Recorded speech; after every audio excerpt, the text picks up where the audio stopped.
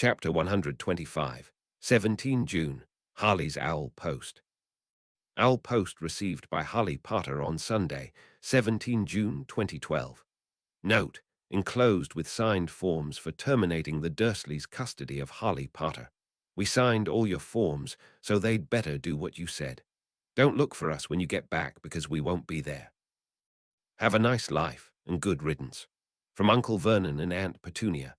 Note, attached to a handsome, leather-covered book full of wizarding photographs of James and Lily Potter. Dear Harley, Dumbledore gave me the day off yesterday to fix this for you. Of course, he should have sacked me instead. I knew you didn't have any photos of your mum and stepdad, so I sent owls to all their school friends asking for some. I hope you like it. Hagrid. Chapter 126, 17 June Roman 2. Phone call to Pepper Potts. Phone call between Tony Stark and Virginia Pepper Potts, Sunday, 17 June 2012. Recording plays. Ms. Potts, you've reached the office of Pepper Potts. Please leave a message. Beeping sound. End of recording. Mr. Stark, Jarvis, override. Match voice print, single-use code Fraser. Damn, what was it? Incorrect cow capacitor bolt. Jarvis, code phrase confirmed. Welcome back, sir. Transferring you to Ms. Potts now. Ms. Potts, surprised, concerned. Tony, Mr. Stark. Hey, Pep, Ms. Potts, thank God. What the happened? The last log Jarvis has is you crossing into where Youth at Harley's school was, and then he lost the signal. Then the next day, I get a call from Happy saying your suit was completely ruined. Mr. Stark, uncomfortably. Yeah, the operation didn't exactly go how I'd planned. Still one, though. Ms. Potts, pause, suspicious.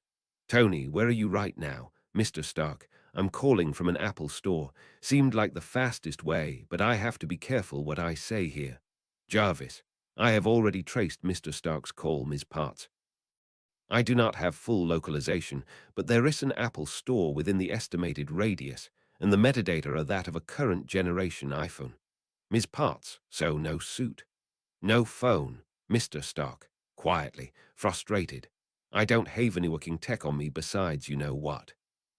And Happy's still in Edinburgh. I'm lucky my credit card still worked. Listen, I can't say a lot in a public space, but you got his message. Ms. Potts, a sigh. You found Harley and saved her from the bad guys, but it wrecked your suit. Mr. Stark, right. Turns out there were additional complications getting up close. Ms. Potts, skeptically, complications. Right. But why did it take 2 days after that? Did you already go to a witch doctor or whatever? Mr. Stark, yes and no. I had to get checked out by a medic that night. After that, remember that tournament I mentioned? Ms. Potts, tournament? You mean Harley's Quidditch tournament, Mr. Stark? Yeah, that one. The final was on Saturday, so I stuck around for that. Won it with flying colors, of course. MS. Potts, you went from saving her from evil wizards to watching her play a sports final. She went from evil wizards to... Oh God, there's 2 of you. Mr. Stark. Well, we knew that already. Ms. Potts. Okay, and what's this about having a lead to fix your injuries? Are you saying they can heal your heart with magic? Mr. Stark, they think so. But that's one of the reasons I called you. I need to track down a fiber optic endoscope that can be used in the field. Ms. Potts, surprised. An endoscope? Are they doing it at a hospital? Mr. Stark, one of theirs. I'll text you the address. Ms. Potts, there's a Magic hospital. Mr. Stark, it's not that surprising when you think about it. But they want one that can be used in the bush, you know. Probably needs to be an older model. Jarvis, sir, am I to assume from this context that the purpose of this device is to look underneath your arc reactor without fully removing it, and to do it without electricity? Mr. Stark, got it in one, J. Jarvis. I am investigating options now. It is likely that pre-digital models are available that will meet your requirements. Ms. Potts, Tony, when are they doing this operation? Mr. Stark, given the state of play, probably tomorrow morning. Ms. Potts, okay, I'm flying out there tonight. Mr. Stark, surprised. Not that I'm not happy to see you, but you don't need to. The plan for next week is still good. Ms. Potts, I'm not going to not be with you for thys, Tony. And besides, I would have needed to anyway. After you left, I remembered we missed something obvious when we made our plans. Mr. Stark, what? Miss Potts, Holly's almost 12, and with her home life she probably doesn't own a bra yet. Mr. Stark, pause, horrified. You're the best, and I don't deserve you. Love you, babe. Miss Potts, love you too. Tone suggests an accompanying eye roll. Chapter 127, 18 June. Healer's Case Report, Draft. Case report compiled by Healer Rutherford Polk, St. Mungo's Hospital, draft in progress. Title: How the hell is this guy still alive? Draft title: Rewrite later, abstract. Fill in at the end. Note on patient consent. Patient insisted that sometimes innocuous, details of his case were identifying and demanded they be redacted. As a result, some aspects of the case are described in vaguer terms than usual. Patient also had a letter from Albus Dumbledore requesting discretion above and beyond the usual, which I'm thinking I don't want to know about. Introduction: fill in after I have a real conclusion. Patient information: age, 42, sex, M ancestry, Muggle NB, parent of Muggle-born occupation, redacted presenting complaint, S. A giant bloody hole in his chest embedded with steel shrapnel, cause given as a non-magical explosion. Hole is the size of a fist and is reportedly cut all the way through the chest wall, but is obstructed by a Muggle contraption. NB. Dumbledore claims it is an alchemical device. Request confirmation. Referring healer.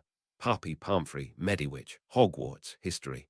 The patient was struck by an exploding Muggle bomb in autumn 2009, resulting in a large amount of shrapnel embedded in his chest.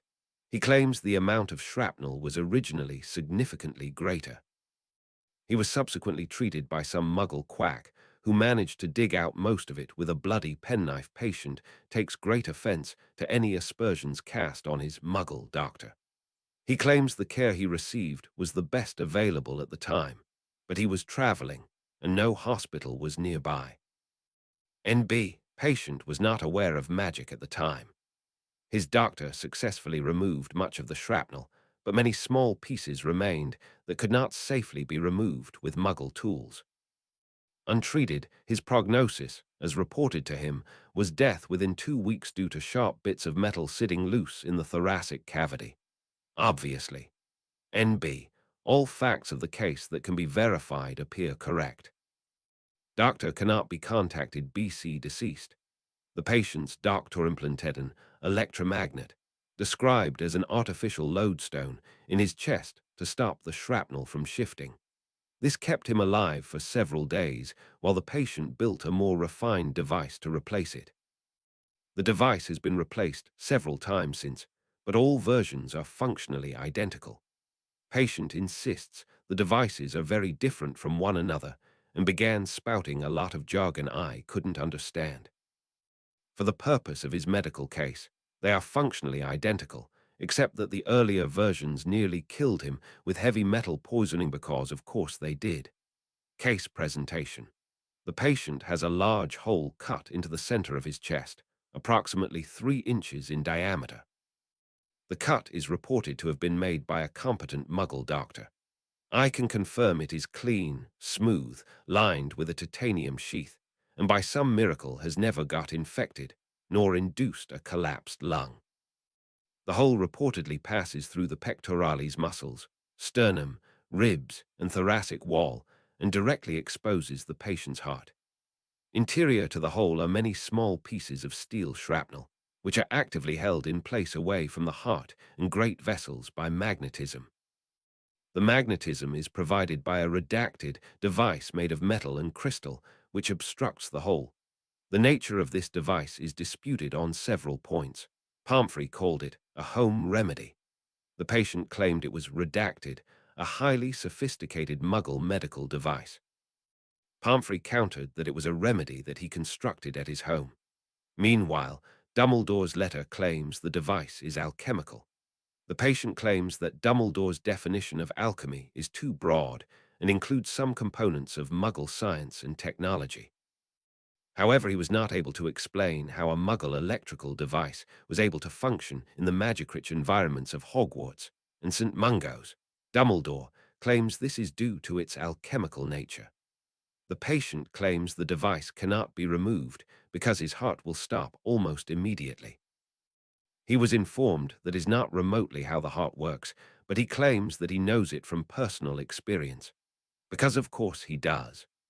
The patient appears otherwise healthy and physically fit in most respects, but he shows mild symptoms of a poor diet and worse sleeping habits.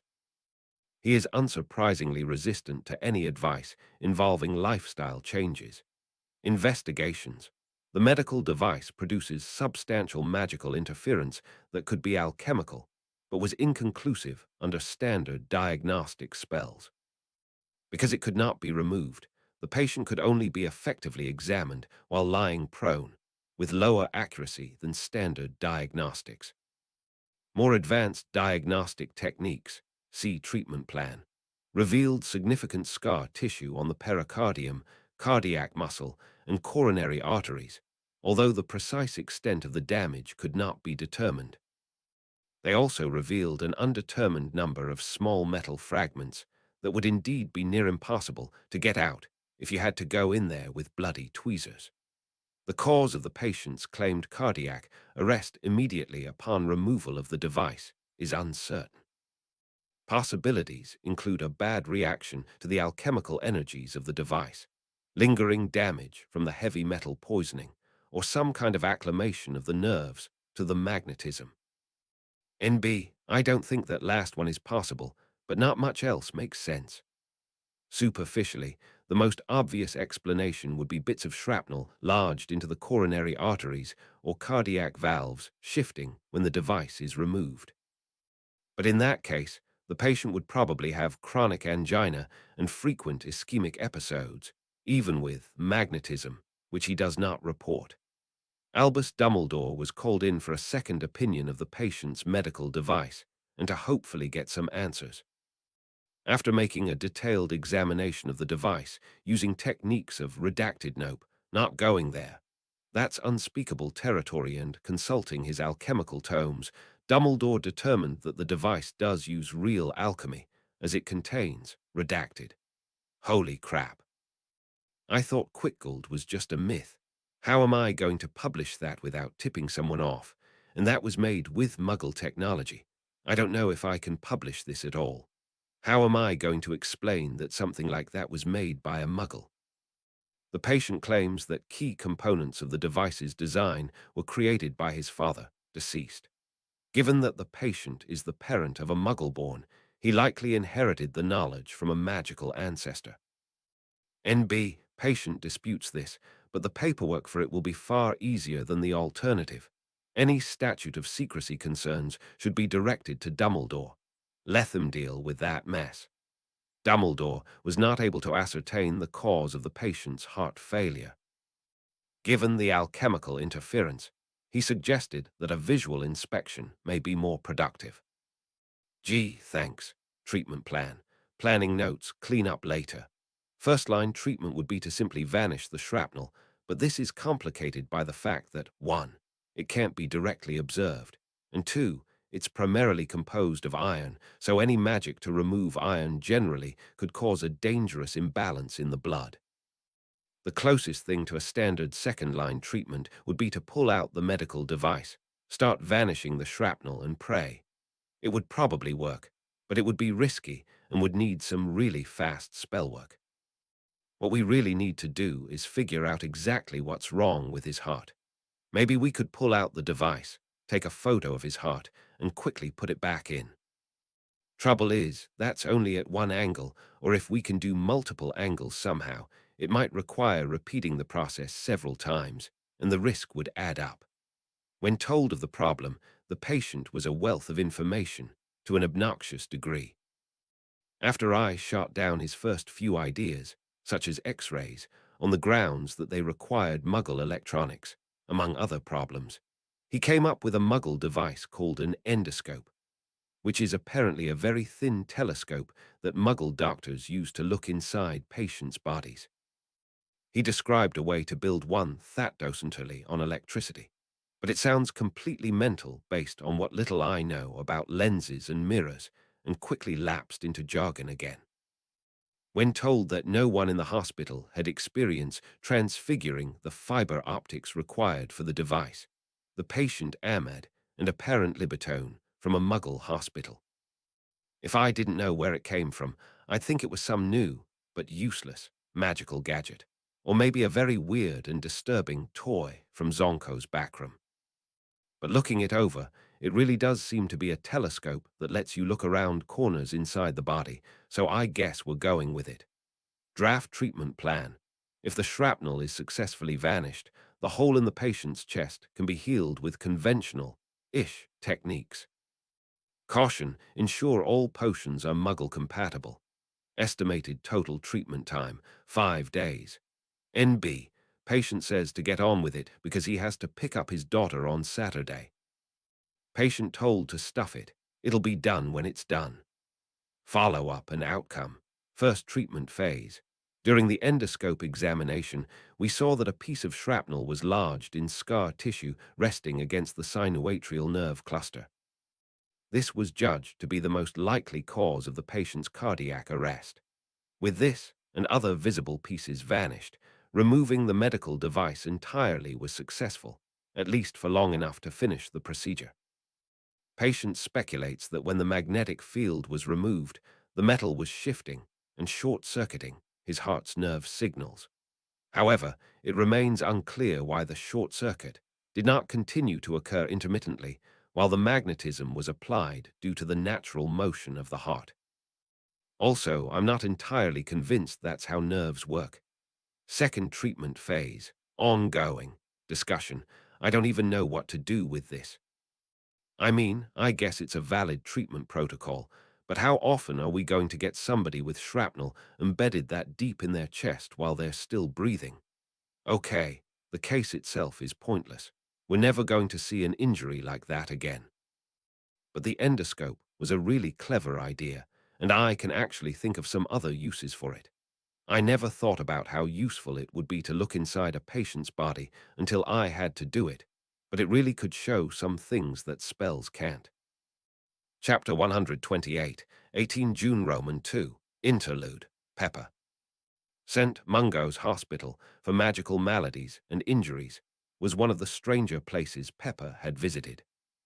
When she looked up the address Tony had texted her, it was registered to a department store called Purge and Dow's Limited, which had been closed for refurbishment for as far back as the digital records went, and was owned by a group that had no digital footprint at all.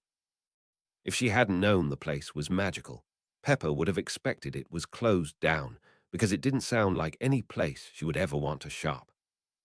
If anything, it was even worse in person. A crumbling red brick building with dusty mannequins in the windows wearing clothes that were about 10 years out of date. Tony's text had also said, "Talk to the dummy." Pepper was going to get him back for not explaining that better. Feeling rather foolish, she had tried to talk to one of the mannequins and was only mildly startled when it came to life and beckoned her inside with a finger. She then felt even more foolish when she tried the door and found it locked, only to return to the dummy and see it shaking its head and beckoning her through plate glass window. The window felt like she was stepping through a sheet of cool water, and she found herself in a completely different place, with not a window, but a door behind her. That would Possibilito do with holograms and some kind of mister, but definitely more trouble that it was worth. If the outside of the hospital was 10 years out of date, the inside looked about 50. It had that sickly green color that most places had stopped using by the 80s, and of course, there was a complete lack of electronics. But more alarming was the array of ailments she saw in the waiting room. Many of the patients looked normal, but others were sporting disfigurements that would look at home in a fantasy or even horror film. One man was making a scene as he wrestled with a necktie that seemed to be trying to strangle him. He was intercepted by one of the healers and taken back right away. The woman behind him seemed to be walking on her hands until Pepper looked closer and saw that her hands had been swapped with her feet. A young boy of maybe about 3 was sleeping in his mother's arms while glowing like his own nightlight. Another woman had a large beak and feathers in her hair and could only speak in birdsong. Pepper wasn't sure what to do. How many of these were accidents, and how many were contagious illnesses? Although she noticed everyone was giving the man with green skin and pustules in the corner a wide berth. But luckily, there was an information desk, and she was able to ask for Anthony Gray almost immediately. The school nurse's idea, he told her later. She was worried a healer with non-magic family might recognize my name. And perhaps even more luckily, given her reaction, no one questioned her right to be there. She supposed anyone who could get in the door in the first place would automatically be assumed to be magical. But of course, all that had been this morning. It wasn't until after the operation, though Healer Poke refused to call it that Tony dropped the real bombshell on her. Harley didn't know I was Iron Man. Cheshire didn't know, Pepper said in shock. No idea. She and her friends thought her headmaster had sent me to protect the Philosopher's Stone. You should have seen her face when I opened my helmet. Butho, is that possible? I mean, I admit the thought crossed my mind once or twice with her later letters, but I thought it was ridiculous. I mean, you sent her a photo. He shook his head. She said she didn't get to watch the news much. I think there was more to it than that, but she apparently didn't know what Iron Man looked like under the armor, and apparently I never actually said he was Iron Man in any of my letters. Pepper blinked in surprise. Really? Not even the one about the battle? I guess not. That's another thing I needed to ask you. I need to see both of our letters, from the top. Pepper took out her phone. Oh, sure, I can, and it won't turn on. It took about an hour to get that problem sorted out. It still worked, at least, she told him when she got back to the hospital. It acted like it had a crash and hard reset, but it worked. And then, of course, I couldn't bring the letters on a screen in Tarth Hospital, so I had to go back to the Apple store to print them. Thanks, Pepper, Tony said. I can't exactly go out like this. He motioned to his chest, which was now wrapped in bandages covering an open wound. Pepper knew all too well how vulnerable he felt without something solid to cover the hole in his chest. And it didn't help that each time the bandages were changed, a healer would apply some kind of magic potion to remove scar tissue to the inside of his chest cavity with a paintbrush. One more piece of evidence that they weren't in Kansas anymore, Toto. Tony took his time reading the letters, starting with Holly's first letter when she had sent a desperate plea to a man who, as it turned out, she hadn't known from Adam. He winced when he read his response. I was trying to let her down easy. Budem surprised she didn't take it worse, he said. After that came the DNA test and her letter telling him about magic, and then he started laughing. What's so funny? Pepper demanded. Halishesh thought she was the famous one of the two of us. Pepper's mouth hung open, and then she started laughing too. That explains why she was never starstruck, she said. She expected the fame to go the other way. Yeah, it was kind of nice, he mused to himself before he went back to reading. Finally, he reached the end of the letters and shook his head. I didn't mention being Iron Man, he concluded. I mentioned stuff like flying, but she thought I flew paragliders. I mentioned the Avengers.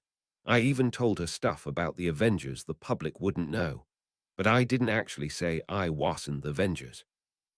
And then last week, when I went charging off to blast down the door, I wasn't being damn specific enough for her to catch on.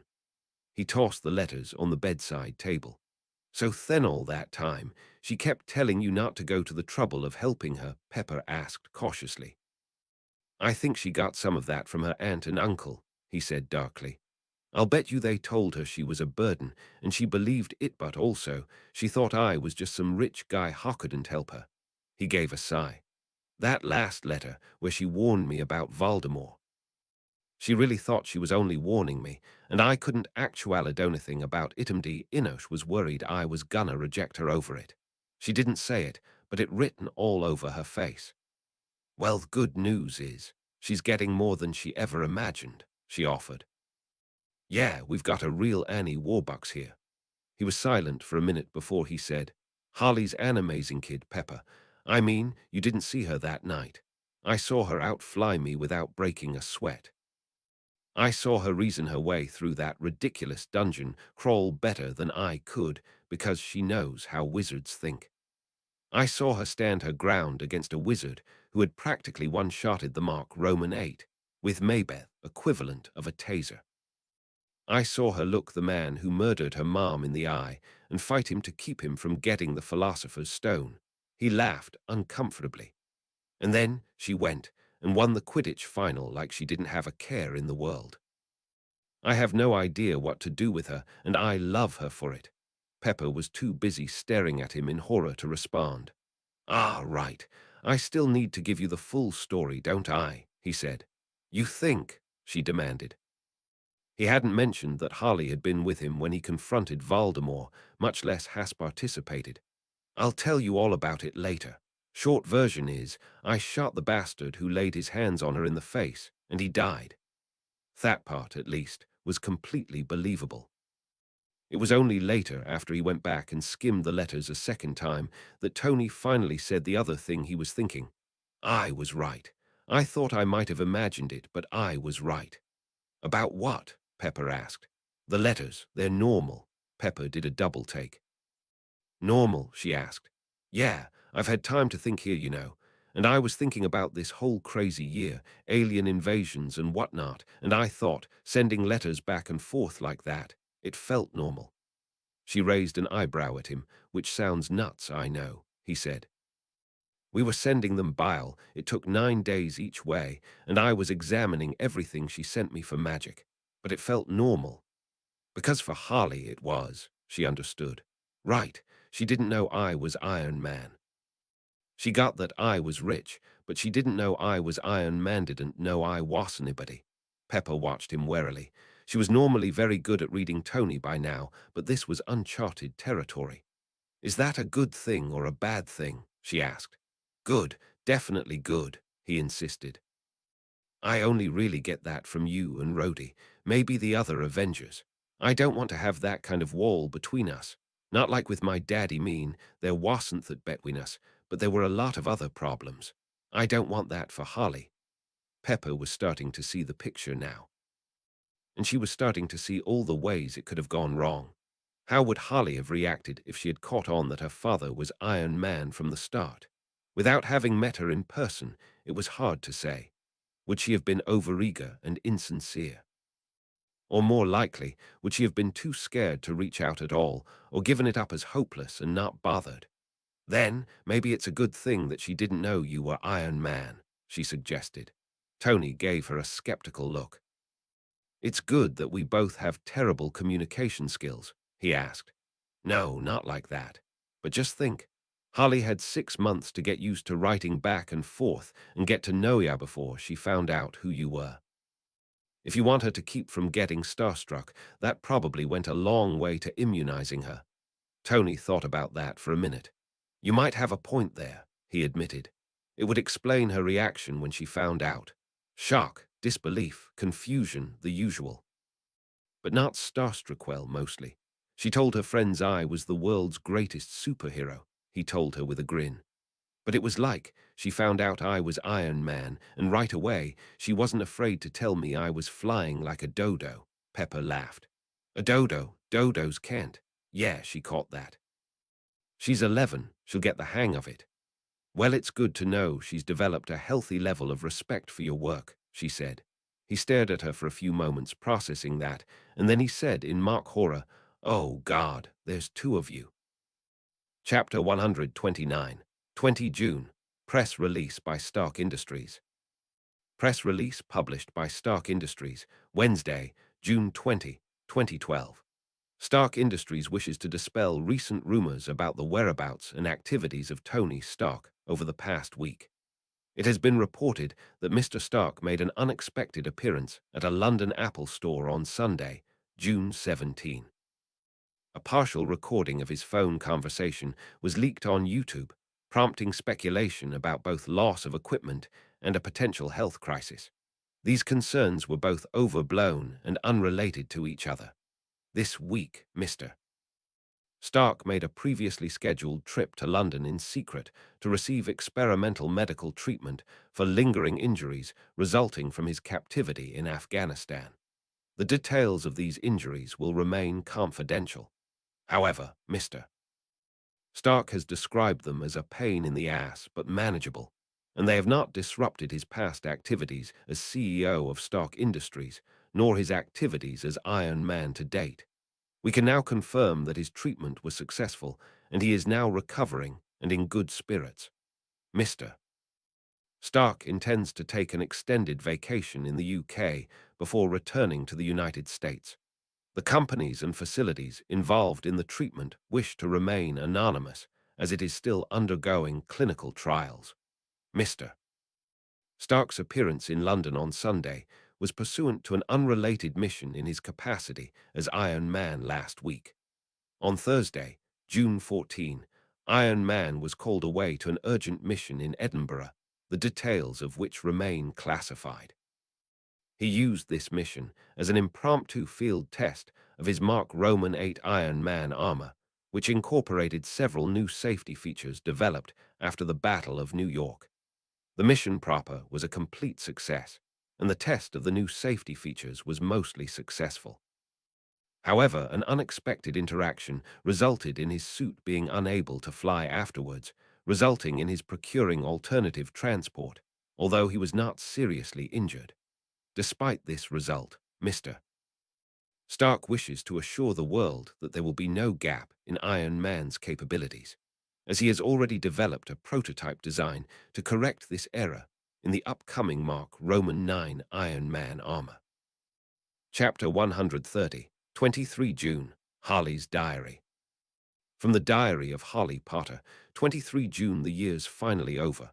I'm on the train back to London now, and it's been a completely mad year.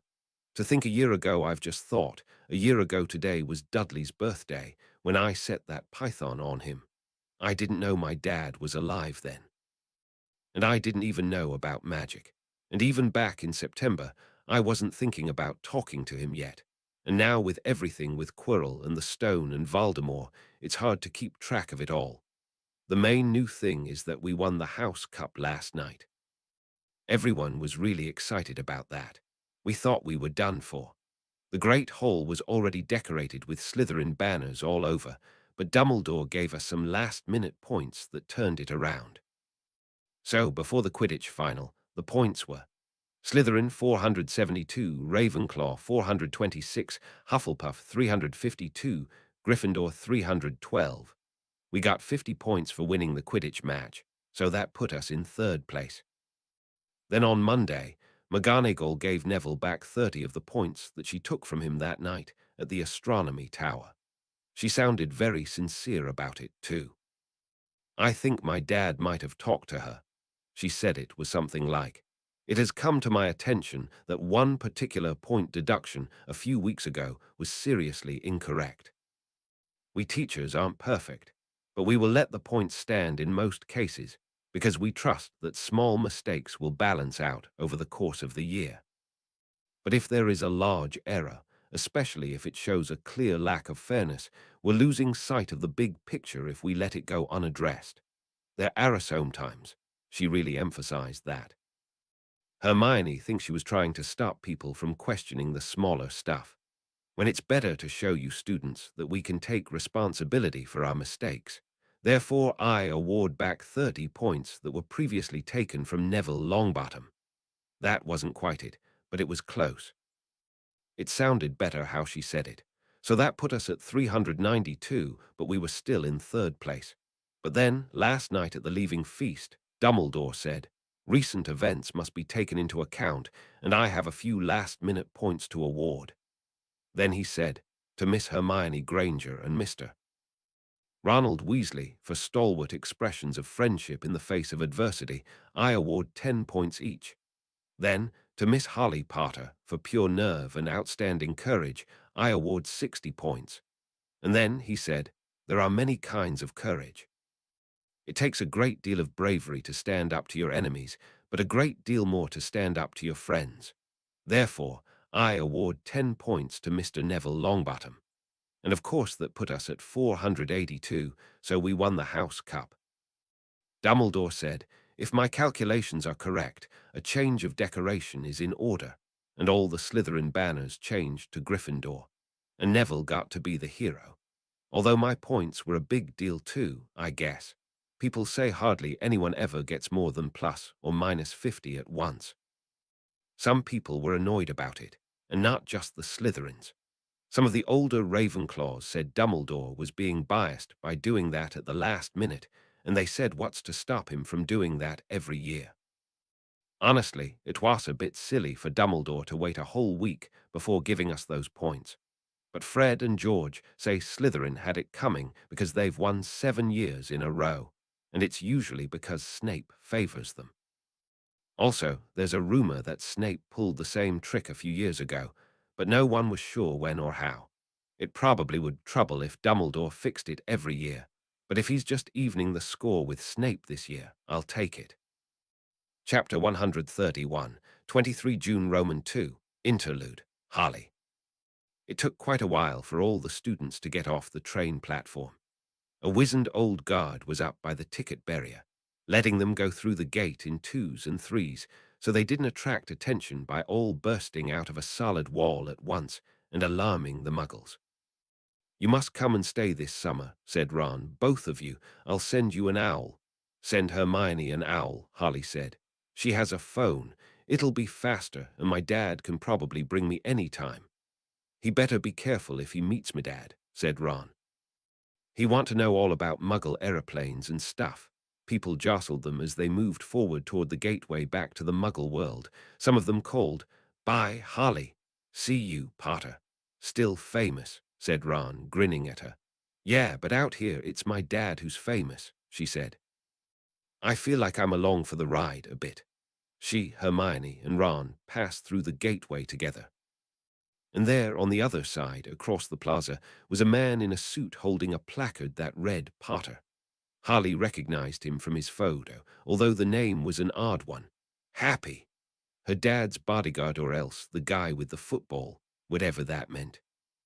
Harley was suddenly a little bit nervous approaching the man, however silly it seemed. He looked heavier than had been in his photo, and seeing his whole body now, he wasn't settlingly similar in size and shape to Uncle Vernon. He had that same former boxer look and serious expression about him, although he was clean-shaved and he had a bit less hair. But her dad trusted him, enough to make him a bodyguard for the summer, so he must be all right, she thought. Holly squared her shoulders and walked up to him. "Are you happy?" she asked him. "That's me," he said, "and you must be Harley." "Yes, it's a pleasure to meet you, sir," she said politely, shaking his hand. Happy's serious expression cracked, and he chuckled a little. "Wow, never thought I'd hear a Stark call me sir," he said. "I kinda like it." Just then Mrs. Weasley walked up to them along with Ginny. "Busy year," she said. "Very," said Harley. "Thanks for the fudge and the jumper, Mrs. Weasley." "Oh, it was nothing, dear," she answered, and then she looked up at Happy. "And you must be Harley's father," she said, evidently perplexed that someone would be holding up a sign like that at the train station, or at the fact that he was watching her warily for any trouble. "Ah, no, ma'am, I just work for him," Happy said. He sounded surprised anyone would ask that. "Oh, you're American, goodness," Mrs. Weasley exclaimed. Harley quickly looked at Ron. "You told your mum about my dad, didn't you?" she asked quietly. "I told her you had one. I didn't tell her about the other stuff." "And you're here for Harley?" Mrs. Weasley questioned Happy. "Yes, ma'am." "It's all arranged. I'm here to take her to Mr. Stark."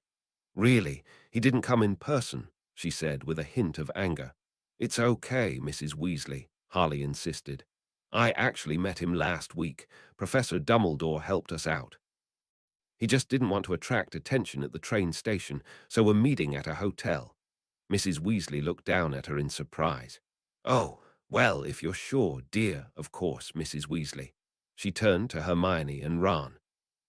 "See you over the summer, then." Happy took over her trolley and began wheeling it toward the exit. No one other than her schoolmates was staring at them that she saw. Evidently, Happy's face wasn't so well known. On impulse, Harley primly took his arm as she walked alongside him. Happy, could you do me one favor? She asked him as they approached the exit. He looked down at her in surprise. Yeah, right now that's my job, kid. What do you need? Never grow a mustache. Chapter 132, 24 June. Logs on Tony's tablet. Audio recording logged on Tony Stark's tablet at the Raffles London at the Owo Hotel, Sunday, June 24, 2012. Mr. Stark. All right, the good news is Harley hasn't shown up on social media this morning. To Miss Potter. Evidently, no one who saw you last night knew who Happy was. And that's good because I don't want the news that I have a kid getting out before I have the custody papers signed and sealed. Miss Potter, in case Uncle Vernon and Aunt Petunia figure out that you're rich. Mr. Stark, them, and any other distant relatives who come out of the woodwork. Miss Potter, a snort. I don't think you could pay Aunt Marge enough to take me. Mr. Stark, trust me, you have no idea what people will do for enough money. Miss Potts, Aunt Marge, this is the dog breeder. Miss Potter, surprised. Yeah, you know about her. MS. Potts, she came up on the background check. I don't know any relatives past her, but I haven't had a reason to look. Miss Potter, I think it's just her and the Dursleys. Well, I guess Aunt Marjosa Dursley. I don't remember ever meeting any others. Mr. Stark, that doesn't mean anything. Fair warning, you're probably going to hear from a whole lot of second and third cousins you never knew existed over the next few weeks, and a few more who are lying. Wizards, too. Dumbledore said he'd back us up, but I got the feeling there are others who wouldn't. Miss Potter, nervously. So, what do we do, Mr. Stark? Well, it's not the thought. We'll stay in today, stay in tomorrow, except for the DNA test. I'll have Happy drive you separately so people won't think you're associated with Megard. That sounds wrong. But you get the picture, right? Until the paperwork's done, it's safer to keep this quiet. Miss Potter, if I really need to stay hidden, I could use my invisibility cloak. Silence for 5 seconds. Mr. Stark, you know there's some definite potential there. Ms. Potts, is that allowed outside of school? You said you couldn't do magic. Miss Potter, I don't see why not. Broomsticks are allowed, just as long as no muggles see it who aren't supposed to. Ms. Potts, pause. We'd have to change up the cars. Happy doesn't know yet. Mr. Stark, and then take off the cloak in the ladies' room. Ms. Potts, and hope no one notices. We could try it. Do we have any photos of the insides of the buildings? Jarvis, very limited without on-site investigation, Ms. Potts. Transcriber's note. At this point, the screen displayed a small number of interior photos of St. Thomas Hospital, the Guildford County Court, and the United States Embassy. Mr. Stark and Ms. Potts studied the photos for 2 minutes and 30 seconds. Mr. Stark, okay, we'll go with that. I'll ride with Happy. Holly, you'll go with Pepper, invisible. The next thing is, even after the paperwork's done, we still need to discuss how we're going to present you to the world. Miss Potter, what do you mean? Mr. Stark, I mean that we could keep you a secret even after the hearing. Jarvis might be able to do it, and the court should help if we ask. Ms. Potts, that would be for your benefit, Holly. It would give you a chance to stay out of the public spotlight. Mr. Stark, what she said. Buteet would limit your movements. You wouldn't really be able to go out at all when you're at home, and people would notice the change in my movements. They might figure it out anyway. Miss Potter, would that be so bad? Mr. Stark, I don't think it's bad, but I'm already famous. Miss Potter, I'm famous too. Mr. Stark, not like this. You're infamous in a half-medieval school with a few hundred kids in it, no digital cameras, and no internet. You haven't experienced the paparazzi or, God forbid, online fanfiction. Miss Potter, fanfiction. Isn't that just stories people make up about you, no, fictional people? Mr. Stark, annoyed. I wish. Ms. Potts, take my advice, don't Google it. Mr. Stark, and especially don't Google it with safe search off. Shuddering sound. In fact, Jarvis, don't Google it with safe search off. Jarvis, understood, sir. Mr. Stark, so the point is you can try it if you want, but it's probably more trouble than it's worth. Miss Potter, pause. I don't want to be stuck in the house. Mr. Stark, no problem then. We'll reveal you to the world in a suitably dramatic fashion. Miss Potter, worried. Ms. Potts, to Mr. Stark, we don't have to make a big deal out of it, Tony. To Miss Potter, we can do it however you're comfortable with it. Miss Potter, okay. Mr. Stark, now the other question about the custody hearing is whether you want to change your name. Miss Potter, change my name. Mr. Stark, yeah. Dumbledore said you have to stay Harley Potter in the magical world no matter what. Something about magic inheritance law. But out here, you can be Harley Stark if you want. Or you can stay Harley Potter. Or Potter Stark, even. And it's okay if you want to do that. I know you've grown up being Harley Potter. Or if you just want to keep it for consistency. Miss Potter, Roman 2 don't know. Ms. Potts, you don't have to decide right now. You can take the time until then to think about it. Miss Potter, quietly. All right, sir, the custody hearing will be on Tuesday. Will it be a problem if Uncle Vernon tries to make trouble after that? Ms. Potts, that's where it gets a little bit complicated. Long term, no. We've got an army of lawyers to take care of that. In the short term, according to the solicitor we hired here, the biggest risk is that he tries to claim the custody transfer was made under false pretenses. But that won't be enough to reverse it by itself. Custody would have to be re-adjudicated, and will win that easily if you testify about your own preferences. Silence for 5 seconds, Mr. Stark, concerned. Hey, we've still got other options. I told you I'll just pay them off if I have to. I won't like it, but a rehearing could take all summer, so it'll be worth it. Ms. Potts, are you worried about testifying against the Dursleys, Harley? Miss Potter, it's not that, really. I just don't want to tell the world about it, you know. I'd rather just move on. Pause. Unless it's Aunt Marge. She was horrible. Comment passed as an attempt at humor on Miss Potter's part. Mr. Stark, skeptically. You lived with the Dursleys for 10 years, and you say she was the horrible one. Miss Potter, the Dursleys never had their dog chase me up a tree for half the night. Silence for 5 seconds. Mr. Stark, Holly might regret this, but how much did she do to you? Miss Potter, well, I didn't see her all that much. It was just a nightmare every time she visited, and her dogs were as mean as she was. Pause. See, with the Dursleys, it was always you, girl, or ungrateful brat. Mr. Stark, that's not a good thing. Miss Potter, no, but listen, with Aunt Marge it was mean, runty, underbred, would have drowned her if she were a dog. Miss Potts, horrified, drowned her. Mr. Stark, shed drowned dogs. Miss Potter, I guess. She was drunk when she said it definitely sent a message when she gave me a box of dog biscuits for Christmas, though. Silence for 3 seconds. Miss Potts, Jesus, what'd she get you for your birthday? A coat hanger. Miss Potter, no, Aunt Petunia gave me one of those. Silence for 9 seconds. Miss Potter, and I just now realized what she meant by that. Mr. Stark, angrily. That's it, I'm making the call. Jarvis, throw the book at them. Miss Potter, exasperated. Dad, no, Mr. Stark. I'm not letting that go, Miss Potts. Warning tone. Tony, we had a plan. First custody, then jet at them through the company. We've got plenty of quieter ways to make their lives hell. Mr. Stark, prison would do that pretty well. Ms. Potts, Butterly obviously isn't comfortable with that right now. Maybe we should go after them, but we can at least give her a few weeks to get settled first and make an informed decision. Silence for 4 seconds. Mr. Stark. A sigh. Fine, Jarvis, hold throwing the book at them. We'll revisit it toward the end of summer. Miss Potter, quietly. Thanks, Dad, Mr. Stark, can we at least throw the book at your Aunt Marge? Miss Potter, well, Jarvis. Miss Potter, if I may, such an action need not involve you. An anonymous tip to the authorities will suffice. Indeed, I feel I may be neglecting my civic duty if I did not inform the police about Miss Marjorie Dursley's crimes towards animals. Miss Potter, pause.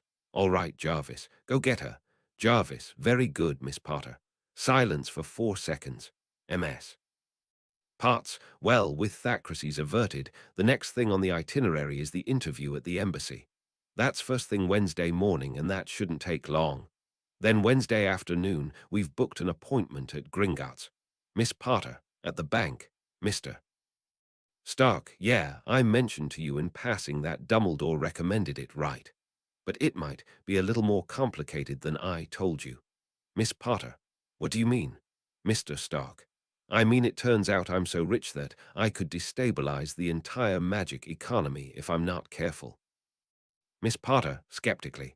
Really, Miss Potts, given the small population of witches in Britain, that's a lot easier than it sounds. It's Jarvis. What size economy would you expect for a community that size? Jarvis, pause. Miss Potter, the French territory of St. Pierre and Miquelon has a population of roughly 6,000 and a comparable standard of living to the United Kingdom. As of 2004, its gross domestic product was estimated at 160 million euros. Mr. Stark, and here I'm sitting on about 10 billion. Silence for 4 seconds. Mr. Stark, although Dumbledore said it's a lot less in practice because you're still on the gold standard, but I still need to make a deal with the bank so it doesn't become a problem. He even gave me a referral to a magic solicitor. I started writing him in the hospital. He's helping arrange it. Pause. The problem is, there's so much money on the line that they say I should go in there with security, and since I don't have a working suit here, and Happy doesn't know about magic. Pause. Resigned tone. Might have to just suck it up and ask Dumbledore for help. Miss Potter, is it going to be dangerous? Mr. Stark, officially, Number Abbott says we should be able to reach a reasonable deal. But he agreed I should have security in case one of the employees goes rogue or something. Transcriber's note, the name of Mr. Stark's wizard solicitor is Edwin Abbott, no relation to the author. Silence for 3 seconds. Miss Potter, I could ask Hagrid to come. Mr. Stark, Hagrid, really? Miss Potter, yeah. Hewell, he mainly said he could come if Yao gave me trouble. Quickly. That was from right after we got the DNA test. Told Hagrid what you said about bringing a lot of women home, and he didn't like that. Thought you might bear the wrong sort, I guess. He likes you a lot better now since you saved me from Voldemort. But he still told me if I was ever in danger, he'd come and help me if he could. I think he'd come down for this, too. Mr. Stark, laughing. Well, it would definitely send a Hulk-sized message to show up with him. If he's willing to make a special trip, you can go ahead and write to him.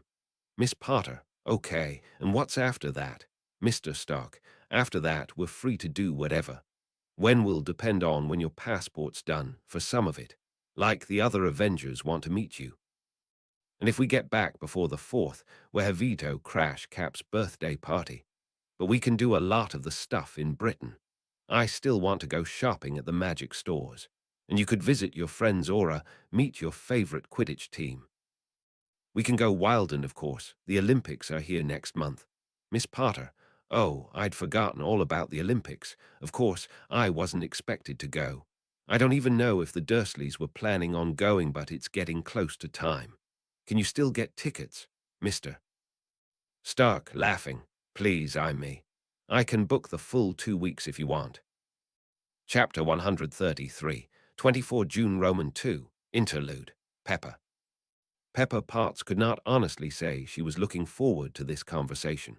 In fact, she had at times been dreading it over the past 6 months. She'd had time to work through most of her feelings about Tony having a child, but she still struggled with it at times, and all the more now that she'd found out that Holly's life seemed to be just as chaotic as Tony's. And then last night brought it into sharp relief. Last night, when Holly finally got the full story of what really happened in New York, Pepper knew she'd have to be told, but God, it was hard to watch. Seeing the poor girl clinging to her father like she was watching a horror movie was something she didn't want to repeat, and unfortunately, knowing Tony, it probably would, sooner or later.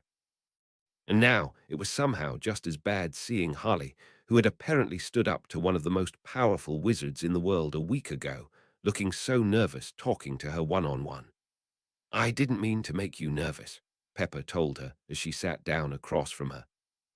Honestly, a big part of this is that I need to apologize to you. Holly looked up at her in surprise. For reading your letters, she explained. Tony showed them to me right after the DNA test. He wanted my advice for one. But I'm sorry for doing that before asking your permission. Holly looked down at her feet and shook her head slightly. It's fine, she said in a small voice. You're his girlfriend. You live with him. Beauty Ous'll deserve your privacy. That's why I mentioned it when I wrote to you. If there's ever anything you only want your father to see or that you only want me to see, you just need to tell us, okay? All right, she said. And I meant what I said in that letter. I know how much Tony can be. If you ever have any problems with him, you can tell me that too. Harley looked up at her in surprise. Dad's been great, though, she insisted. I never thought he would have never had anyone. I understand, Pepper said sympathetically. I saw that letter too. None of the adults at your school would listen to you, even the one who was your friend. But trust me, no family gets along all the time, and you haven't seen Tony when he's on a 48-hour bender in his lab-working bender, I mean. If he tries to keep you up all night testing magical stuff when we get back to Malibu, you can tell me. She shook her head again. I don't want to be a bother. You're not. Really, she insisted. I know your aunt probably told you are, but you're not. She's a bitch. I know I haven't met her, but I think that's safe to say based on your letters. I'm not going to be like her. If you need someone on your side, I'll be there for you. Harley sniffled and looked at her with a face that made Pepper understand what Tony had said about puppy dog eyes. Are you really okay with this, Pepper? She asked nervously. Pepper took a deep breath and closed her eyes. She knew full well what Harley was really asking. I won't lie to you and tell you it's been easy, she said. I've known from the start that Tony could have a kid show up on his doorstep at any time. I thought I was prepared. Butit hit a lot harder than I expected when it finally happened. It's been hard to get used to the idea. It was still hard, she thought to herself, reminder of Tony's checkered past from not that long ago that her rational side struggled to banish from her mind. And then, of course, there was the cold comfort that there would be no drama or custody dispute involving Harley's mother because the woman was long dead. Something like that would put her, Pepper, in an especially intimidating position. She didn't say it, of course, but Harley wasn't stupid.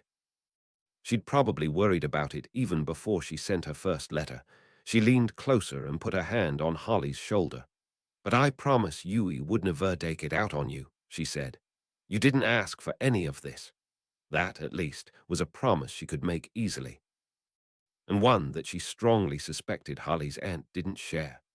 For all the internal conflict she'd been feeling, it was impossible to read Harley's letter impossible to look at her now, and not see a scared little girl desperately reaching out for help without knowing how.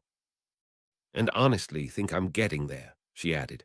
I've had time to process and seeing how your dad's face lights up when he talks about you is definitely helping. At that, Harley broke into a watery grin, and Pepper smiled back. You know, I actually met your mother once, she told her. Harley nearly jumped out of her seat. You did, she said eagerly. Briefly, the night she and your dad met, she explained. If Harley was uncomfortable with the topic, she was clearly more eager to just hear stories about her mother. I just started on the job that month. They were standing outside a Halloween party that he'd just been thrown out of. Tony was dressed as Qui-Gon Jinn from Star Wars. Ridiculous wig. It didn't work on him at all. And he'd pulled out a plasma torch that he'd dressed up as a lightsaber, and it didn't go well. What about my mum? Harley asked. She was dressed as a witch, which having seen your uniform, I have to wonder if it was just her regular clothes. Harley giggled. What did she say? Well, I told her, I'm sorry about him. If you want a refund on your ticket, I can talk to the organizer. But she just giggled and said, it's okay. How often do you get to see a real lightsaber? To be honest, I was a little annoyed with her. She probably wasn't, but I felt like she was the only person at the party who was amused by it. Then she said, wait, you're not his girlfriend, are you? And when I told her no, I was Tony's personal assistant, she said, oh, good luck. Then I'm pretty sure she was being sincere about it. Harley waited a moment, then said, is that it? I'm afraid so. Tony said, see, Pepper, no harm done, and led her up to his room. I yelled, it's Virginia, after him. I was so new I was still trying to convince him to use my real name. Wait, your real name isn't Pepper, she said in surprise. Ah, no, it's Virginia. I guess I'm used to people already knowing that. But you didn't think Happy's real name was Happy, did you? It's Harold. The nicknames are Justney being Tony. That led into the story of how Pepper had got her nickname, which had Harley laughing by the end of it, and the much less interesting story of Happy's nickname. That one was barely a story. Tony had just done it for the irony. By the time they were done, Pepper thought she had successfully broken the ice, and with any luck, they were ready for the week ahead. Chapter 134, 25 June. Letter from Harley to Hagrid. Letter from Harley Potter to Rubeus Hagrid, Monday, 25 June 2012.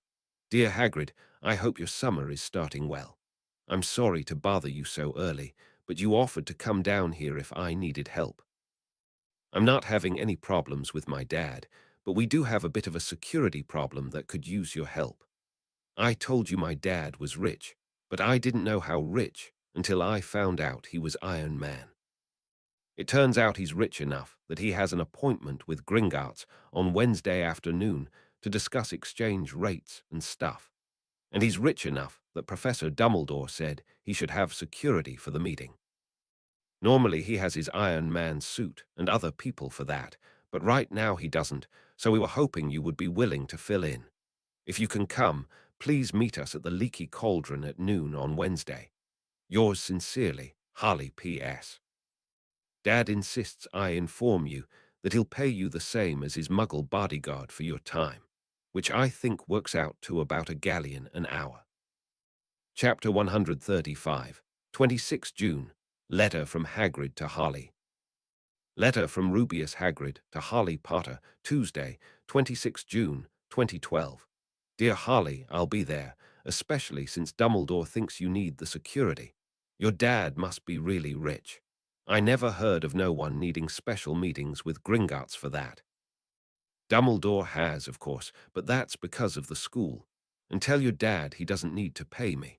I've already got everything I need, and this is still doing my job for Dumbledore anyway. Hagrid. Chapter 136, 26 June Roman 2, Harley's Diary. From the Diary of Harley Potter Harley Stark, written with a ballpoint pen, 26 June it's official, I'm now Harley Stark. In the Muggle world, that is. I decided to go with Dad's surname.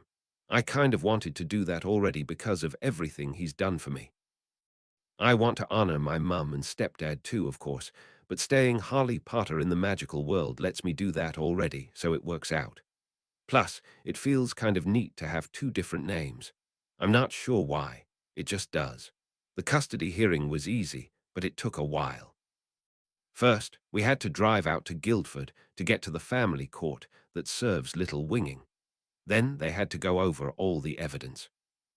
There wasn't anyone on the other side since the Dursleys didn't show up, but the judge had to make sure everything we were saying was true because there were a few weird things about it. The doctor from St. Thomas from yesterday came and explained that the paternity test was correct, and he'd witnessed the chain of custody, but he was confused because he'd never seen an inconclusive result before. Then Dr. Chen from Dad's clinic had to testify that the results were the same ones he got back in January, and he showed the full DNA sequence results he got between me and Dad and his dad. I didn't know he'd done that one. The barrister asked a lot of questions about percentage relationships and the kinds of crazy family trees you'd need for those results to happen naturally. And then the doctor from St. Thomas had to go back up and say he agreed with all that. The judge accepted the chimerism idea for why the DNA tests looked funny. Luckily, he didn't make Dad get a test for that specifically. Dad said that was the one thing that would have been a question we couldn't answer, and I might have had to write Dumbledore for help if that happened. So that proved Dad was really my dad. Then they had to check with the Dursleys. Even though they'd signed the papers, they had to make sure it was really them, I guess. But the clerk said she'd called them on the phone, and they said yes, they really had signed the papers and hung up on her. I guess that was a bit of luck, too. If the clerk had told them Dad's name, they might have changed their minds, but I reckoned they wouldn't bother to listen. I had to testify, too, but all I had to say is, yes, I understood what's going on. Yes, I want to go live with my dad. And yes, I want to change my name, and that was it. So now that's done. Unless the Dursleys catch on and make trouble. Chapter 137, 27 June. Gringotts Meeting Minutes. Minutes of the special meeting of the Board of Directors of Gringotts Bank, Wednesday, 27 June 2012. Meeting title: Special Meeting of the Board of Directors to discuss account management for an absurdly rich muggle. Date: 27 June 2012. Time: 1:00 p.m. Location: Gringotts Conference Room 1. Attendees: Solicitor for Mr. Stark, Rubius Hagrid, Keeper of Keys at Hogwarts School, in his personal capacity bodyguard for Mr. Stark absent. Svir, the silent vice-chair goblin of the board, called to order. The meeting was called to order by Bardrag Roman III, who presided over the same after the meeting secretary, Loin, declared a quorum was present. Rickbert, as usual, raised a point of order asking whether Svir the Silent is really a governor, given that he has never attended a meeting. The point of order was waived by a vote of 5-1. Agenda: Report of Mr. Abbot Anthony Stark is a muggle and the father of Harley Potter, account holder, Vault 687, in Regency. Stark is also the president of the Muggle corporation Stark Industries. His personal wealth is reported by Muggle authorities as approximately US 12.5 billion, small cap G-Hook 83 million. After the governors stopped alternatively laughing and shouting, Abbott confirmed that the vast majority of Stark's fortune is tied up in Muggle financial instruments and real property. Under Gringotts accounting rules, his cash on hand is valued at US 195.722 million, small cap G-Hook 1,295,200. Stark produced a Gringotts inheritance test for Harley Potter, naming him as her father, performed by senior banker Ardbert on 31 July 2011. Ardbert stood as witness and confirmed that the test was authentic and unmodified. The report was accepted with 4 votes in favor and 2 votes for that can't possibly be right. President Ragnarok presented a statement of Gringotts' holdings, not provided to Stark's party.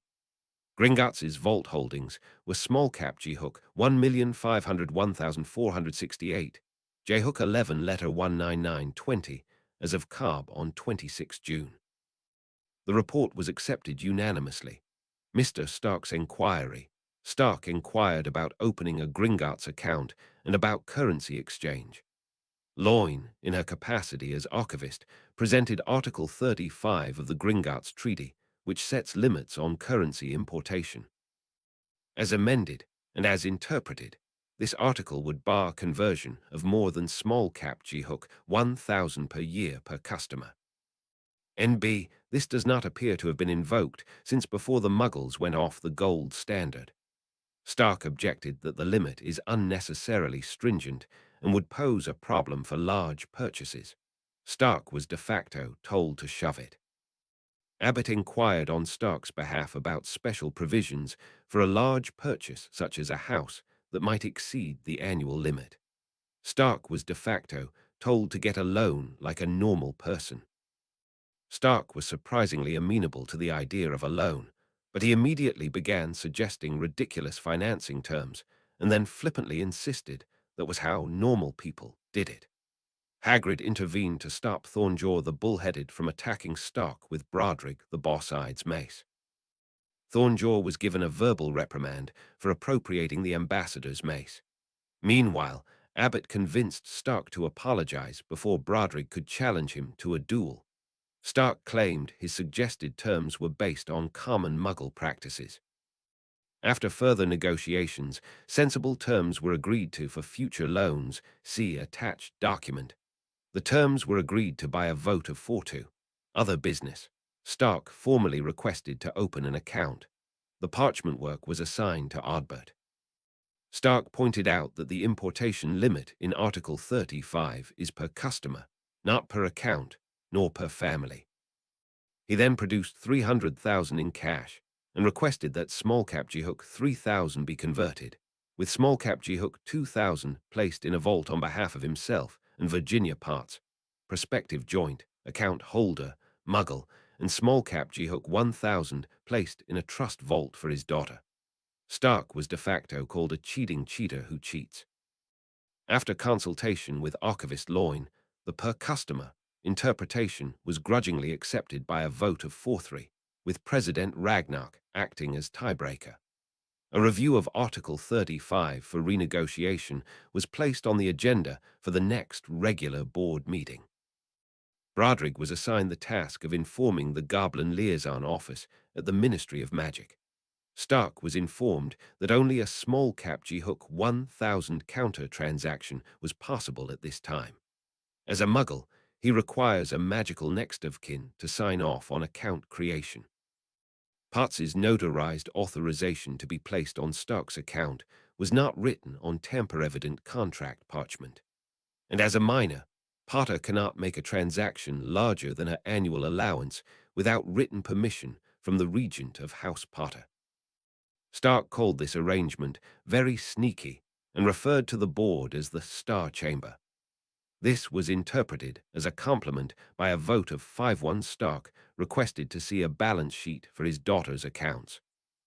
He was told this also required the presence of Potter or her regent, and that it was also fell well below the level of a board meeting. The meeting was adjourned by Bardrag Roman III. Submitted by Loin, meeting secretary. Chapter 138, 27 June Roman II, Harley's Diary. From the Diary of Harley Stark. 27 June today was a busy day, and now we have to turn around and fly out tomorrow. We were talking about going shopping in the rest of this week, but I guess we'll be doing that in Malibu now. We had our interview at the embassy this morning. I rode with Happy this time. I think people still didn't recognize him as Dad's bodyguard, though, because I haven't shown up on the news yet. That feels really weird to write, even though I was already famous in the magical world. Everyone's kind of surprised by that, but Dad says he's not complaining. The interview was really quick. We just had to show our documents to prove we were who we said we were, and that Dad has parental rights, and then we just had to sign a bunch of stuff. But then the woman agent, she said they got special instructions and that my passport would be ready to pick up tomorrow morning. Dad was annoyed somehow. He said special instructions meant that Fury must have talked to them. He said that's Nick Fury, the director of S.H.I.E.L.D. It's good for us, but Dad's annoyed because he says it means he owes Fury a favor. Dad wants to fly back to America tomorrow, since I'll have my passport right away. Part of it is in case the Dursleys catch on to what we did. He says he's still not worried about them if they try to take us to court, but he doesn't want them to mess up the rest of our summer plans. And part of it is that Captain America's birthday is in a week, and he wanted time to get settled back in America before that. And the other reason is that he had a new idea for how to introduce me to the world. Pepper shook her head when he told her. I thought it sounded kind of fun, but that only made her shake her head more. Then we had lunch at the Leaky Cauldron, and Pepper got to meet Hagrid. I guess Hagrid really must be giving up drinking because he ordered a pitcher of ginger ale this time. Dad and Pepper were really impressed with Diagon Alley. So was I, honestly. I only got to see it the one time last year. Dad said he wanted to come back with a better camera when he saw the archway open up. He didn't want us to go in the bank until we knew it was safe, so Pepper and I window shopped while he went in with Hagrid and Mr. Abbott. He had a wish list of things he wanted to buy, but it had weird things on it like anything dragon, and an animal that can't be explained by modern biology, and whatever's around that violates the laws of physics. I still had some money from last summer, so I bought a chunk of dragon liver from the apothecary, and Pepper bought a broken wand from a junk shop because she said Dad would want to dissect it.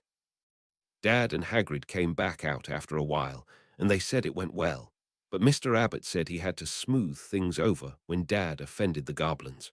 But now they needed me and Pepper in the bank. Since Dad's a muggle, I had to cuss in for his account, and also Dad asked for a balance sheet for my accounts, but they wouldn't show it to him because he's not my magical guardian. Magical law is weird. I found out the amount of money Dad has in cash is worth about 1.3 million galleons, but he can't use most of it because there's a law about how much currency you can convert per year. My balance sheet said I've got about 28,000 in my account, not including properties. Pepper teased Dad about me being richer than him in the magical world. At £95 to the galleon, that'd probably be enough to live on by myself if I'm careful with it. But I guess that's not a problem now, because 1.3 million is a ridiculous amount. I don't know much Malfoy has, but I asked Jarvis, and he did some ciphering based on the Muggle economy, and he said he would expect the richest wizard in Britain to have around 300,000 galleons, but it could easily be double that, or only half. So Dad has 4 times that, but he can't really use it. When we were done in the bank, we went back to shopping. Dad bought a fire-breathing potion and a hair-raising potion at the apothecary. He said he wanted Skeel Grow too, but it needs a prescription. We didn't get anything at the pet store. He wanted to buy a double-ended newt and a transforming rabbitander puffskin, but he called it a tribble. But Pepper told him, even I couldn't get those through customs. We can wait and look for a pet store back home. And then he got about a dozen books at Flourish and Blatt's. We had to stop him from buying every textbook for every class at Hogwarts. That would have been so many we would have needed Hagrid to help carry them. But he got a bunch of books about magical theory, defense against the dark arts, and history. One of them Washagwarts, a history, so Hermione will be happy. Oh, and their Wasquidditch through the Aegis and that book about magical schools that Hermione mentioned. And of course, he wants to read all my textbooks too. I'm starting to realize what Pepper meant by staying up all night testing magical stuff. Chapter 139, 28 June, Harley's Diary. From the Diary of Harley Stark, 28 June. I've never flown on an aeroplane before. It's a lot louder than they always show on the telly. It sounds like there's a hurricane blowing outside nonstop. And it's an 11-hour flight, too. I've never crossed time zones before either. It's going to be 11:00 p.m. in London when we land, but in Los Angeles, it'll only be 3:00 p.m. Pepper says it takes about 2 weeks to fully get used to the jet lag, but we're already planning to fly to Washington next Tuesday. It sounds mad to fly out there and only stay there 4 days when it's Dad's house. I guess it's me house now, too. That feels weird to write. I'm going to boarding school in Scotland, and I live in a house in California. I mentioned the noise to Dad, and he gave me a pair of noise-canceling headphones. That's a lot better. I've never seen any of these before either. They're almost like magic. Chapter 140, 28 June Roman 2, CNN video clip. Viral video clip recorded on Thursday, June 28, 2012 at Lax Airport. Exterior view of Tony Stark's private plane sitting on the tarmac. The air stairs have been attached. The door opens. The first person to step out is a young girl of about 12, later identified as Harley Stark, with shoulder-length, stringy black hair and round glasses. Her clothes are tan and burgundy and are visibly faded, leading fashion commentators to wonder if the effect was deliberate. Shouts of surprise can be heard in the background of the clip. As Harley Stark begins descending the air stairs, Tony Stark emerges behind her, subsequently followed by Pepper, Potts, and Happy Hogan. Tony Stark surveys the area with a serious expression. He notices the cameras and flashes his signature peace sign in their direction. Harley Stark looks up at his outstretched arm, then also flashes a peace sign in her case with a cheerful grin. As reported on CNN, lower third headline, Iron Dad. Stark returns from UK with young girl news ticker. Tony Stark returned to the US from London Thursday, bringing with him a young girl. A Stark Industries press release identified the girl as Harley Lily Stark, Tony Stark's long-lost daughter. Stark had previously claimed to be visiting London to receive medical treatment, but now claims that visit was coincidental. Stark says he became aware of his daughter last fall and has since been working in secret to obtain custody. Witnesses in London claim that they did not see Holly Stark get on the plane, sparking widespread speculation on social media. Stark has not commented on the reports, and CNN cannot yet confirm them. A higher quality telephoto of Tony and Holly Stark both flashing peace signs was included in many Week in Review and later Year in Review articles. Various interviewees were also on record saying, "I'm telling you, she didn't get on the plane." Chapter 141, 29 June, Testing Logs.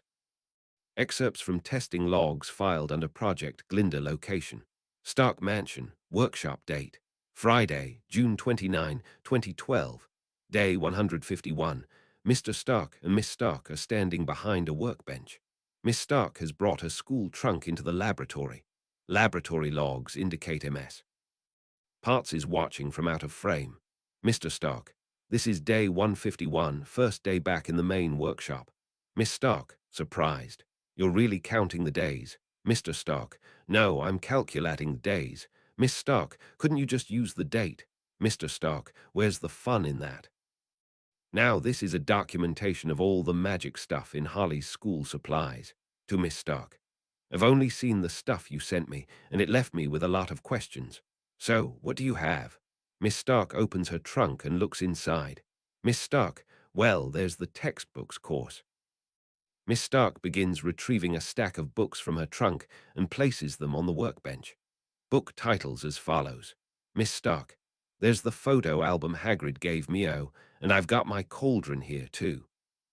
Miss Stark removes a leather-bound photo album and thick metal disc approximately 25 cm, 10 in diameter from her trunk and places them next to the books. Mr. Stark, hang on, what's this?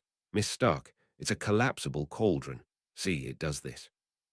Miss Stark manipulates a handle attached to the disc, and it immediately springs open in accordion fashion into a medium-sized round pot in an antique style.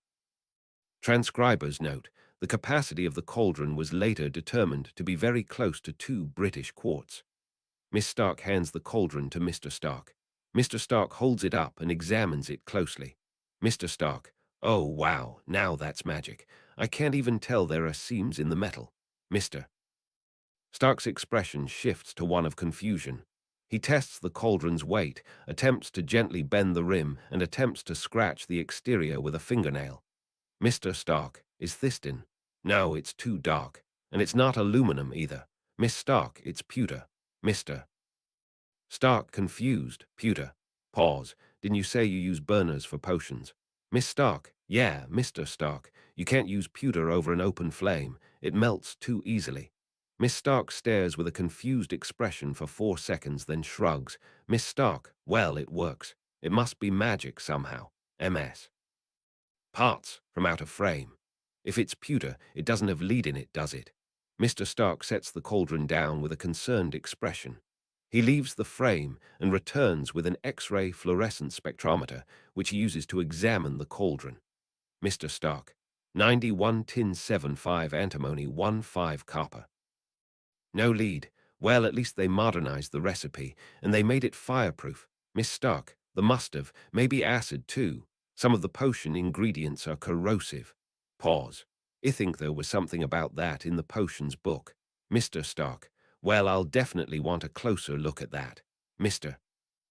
Stark slides the cauldron to the corner of the workbench. Mr. Stark, what about the books? Anything magical there? Miss Stark, Noel, the pictures move, of course, but that's all. Mr. Stark, all right, put those with the others for digitizing. What else do you have? Miss Stark retrieves additional equipment for potion making from her trunk and sets them on the workbench, including crystal files, knives, a mortar and pestle, and a set of brass scales and weights in an antique style. She also retrieves a handheld telescope and a pair of leather gloves. Miss Stark, oh, that was dumb. I forgot these gloves are dragon hide. I guess we didn't need the dragon liver. Mr. Stark, it's good to have it. Liver's easier to take samples of. Miss Stark, well, that's all I had to buy from the supply list anyway, besides my wand. There's quills and parchment, though. Pause. Oh, I've got a bottle of color-shifting ink that's still got a bit in it. Miss Stark sets an inkwell on the workbench. Mr. Stark picks it up and removes the lid to look inside. Miss Stark then sets a chess set on the workbench. Miss Stark, that's the wizard's chess set I got for Christmas. It works like the one under the school, but a lot smaller. Exasperated tone. Oh, and I got this too, but I was afraid to use it. It came out of a Christmas cracker. Miss Stark sets a small cardboard box on the workbench. Mr. Stark sets down the inkwell and picks up the box. Mr. Stark, confused. A grow-your-own-warts kit. Ms. Potts, a what? Ms. Potts enters the frame and stands beside Mr. Stark to read over his shoulder. Miss Stark, that's what it says. I didn't want to touch it. Mr. Stark, yeah, good idea. I wonder if I can hand it off to Banner to look at without him catching on that it's magic. Miss Stark shuts the lid of her trunk, now holding only her wand and her invisibility cloak. She lays these on the edge of the workbench. Miss Stark, that's it then. I think everything else is clothes, toiletries, and stuff for Hedwig. Ms. Potts, it's still a lot to go over, but it's interesting getting to see all the magic you live with. Mr. Stark puts down the grow-your-own-warts kit and picks up Miss Stark's wand, holding it by both ends to examine it. Mr. Stark, so this is a magic wand, and you said the wood was holly, and it has a phoenix feather in it, Miss Stark. Yes. 11 inches, nice and supple, whatever that means. Mr. Stark holds the wand more conventionally by the handle and begins to wave it. Mr. Stark, and so you just wave it around and Miss Stark, urgently. Oh, Hermione said you shouldn't alert. Audio error. There is a flash of light and a simultaneous flicker in the video recording. Mr. Stark is suddenly thrown backwards into the wall and falls to the floor. Miss Stark jumps while Ms. Potts flinches away, ducking slightly, and covers her ears. Miss Stark's wand flies straight up, spinning end over end. She catches it one-handed while staring at Mr. Stark with a shocked expression. She then rushes to Mr. Stark's side. Miss Stark, Dad, are you okay? Mr. Stark pushes himself into a sitting position. Ms. Potts also approaches him. Mr. Stark, wincing. Okay, message received. Don't touch the wand. Miss Stark, I'm sorry. I didn't think it would be that bad. Ms. Potts, are you all right, Tony? Mr. Stark, yeah, I'm good. Miss Stark, are you sure? Mr. Stark staggers to his feet and brushes himself off in a performative fashion. Mr. Stark, what this? I got hurt worse than this building the Mark Roman too. Miss Stark looks up at Ms. Potts. Ms. Potts, resigned tone. Sadly, that's true several times over. Mr. Stark, see, no harm done. Do you know what happened, Miss Stark? No, sorry. All I know is Hermione said McGonagall said muggles shouldn't handle wands. I didn't think it would have that. Ms. Potts, maybe we should take a break. Chapter 142, 29 June Roman 2. Logs from Stark Mansion. Internal audio-video logs for Stark Mansion. Living room, Friday, 29 June 2012. Lt. Carl James Rhodes enters the living room. Mr. Stark approaches him and greets him with a bro hug. Lt. Carl Rhodes. Hey, Tones, good to see you. Busy month, Mr. Stark. You could say that. Lt. Carl Rhodes. You know, the brass were kind of upset at you for taking off for 2 weeks with no warning. Mr. Stark, please, like I haven't done crazier stuff than that. Lt. Carl Rhodes, fair point. You really got your heart healed. Mr. Stark taps his chest twice. Mr. Stark, yep, good as new. They did some good stuff over there. Lt. Carl Rhodes, brass hadn't heard of any new treatments like that either. How'd you pull that off? Mr. Stark, maybe they're just good at keeping secrets. Lt. Carl Rhodes gives Mr. Stark a skeptical look. Mr. Stark, okay, look, I told you before I can't tell you everything. There's stuff tied up with Holly's school, stuff where even I don't want to cross them if I don't have to. Lt. Carl Rhodes, concerned. It's that bad. You're really keeping something that big under wraps. Mr. Stark, for Holly's sake, yes. And it's not bad. Pause. Look, if people are interested in a new medical technology, you can tell them it can't be mass-produced. And that's truth. I put it on my to-do list, but it's a supply issue. And I only fell into it in the first place because I had to go deal with a problem at the school with one of her teachers. Lt. Carl Rhodes, suspiciously. A problem big enough to need Iron Man. Mr. Stark, you'd be surprised at what goes on up there. He tried to throw her off the roof. Pause. He's dead now. Lt. Carl Rhodes. Pause. Damn, I guess it was a busy month. Everything taken care of then. Mr. Stark should be for now. Time to enjoy the summer. Ms. Parts enters the room. Ms. Parts, Rhodey, it's so good to see you. MS. Parts approaches Lt. Carl Rhodes and hugs him. Lt. Carl Rhodes, hey, Pepper, still keeping Tony in line here. Ms. Parts, I actually think fatherhood's going to be good for him. Are you going to stay for dinner? Mr. Stark, I'll have Happy pick up some pizza. Lt. Carl Rhodes, pizza. I'm surprised you didn't do that last night. Mr. Stark was going to, but Holly just about fell asleep on her feet when we got here. It's her first time with jet lag. Lt. Carl Rhodes, ouch. Pause. Well, if I'm not imposing, I can stay. Worshipping, I could meet Holly. Ms. Parts, you're always welcome here, Rhodey. I'm sure Holly will love you. Mr. Stark, yeah, I'll call down the kid. Mr. Stark climbs 2/3 of the way up the staircase. Mr. Stark, calling loudly. Hey, Holly, come on down and meet your Unclunkle Rhodey, I mean. Mr. Stark descends back down the staircase. 13 seconds later, Miss Stark appears at the top of the stairs. She descends halfway down and pauses when she sees Lt. Carl Rhodes. Miss Stark, confused. Muncle, Lt. Carl Rhodes, not by blood, as you can probably tell. But your dad and I have been tight since Mitt, even though he's an ass sometimes. Miss Stark descends the rest of the way down the stairs. Mr. Stark, Holly, this is my best friend, Lieutenant Colonel James Rhodes, U.S. Air Force, also known as the superhero war machine. Miss Stark jumps slightly in surprise. Miss Stark, oh, it's a pleasure to meet you, Lieutenant Colonel.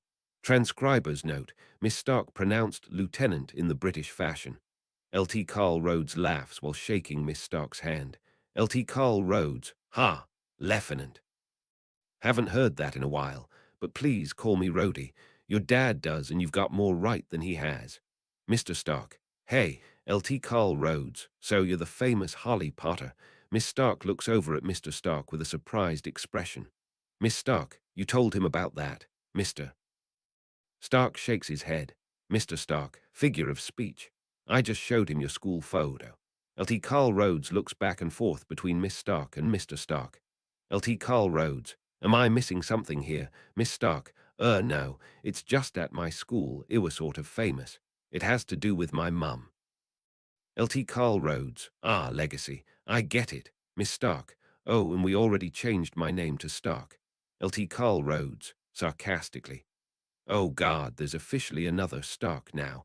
The world is not ready. Ms. Potts, I don't think the world's ever been ready for own Stark. But it seems to have worked out so far. Pause. Please, come sit down. All 4 subjects move to the sitting room and sit on the sofas. Lt. Carl Rhodes, so Holly, your dad tells me you're an athlete. Miss Stark smiles broadly. Miss Stark, yes, it's been great. We even won the school championship while Dad was there. Lt. Carl Rhodes, that's great. What sport? Miss Stark, oh, cricket. Mr. Stark and Ms. Potts both visibly suppress surprised reactions. Lt. Carl Rhodes does not appear to notice. Mr. Stark, she broke the school record a few months ago. Miss Stark, yeah, I'm the only bowler in the school ever to take 2 hat tricks in the same season. Lt. Carl Rhodes, and I have no idea what that means. Scoring 3 times in a row, I'm guessing. Miss Stark, no. Runs are for batting, and even 3 sixes in a row isn't as rare as a hat trick.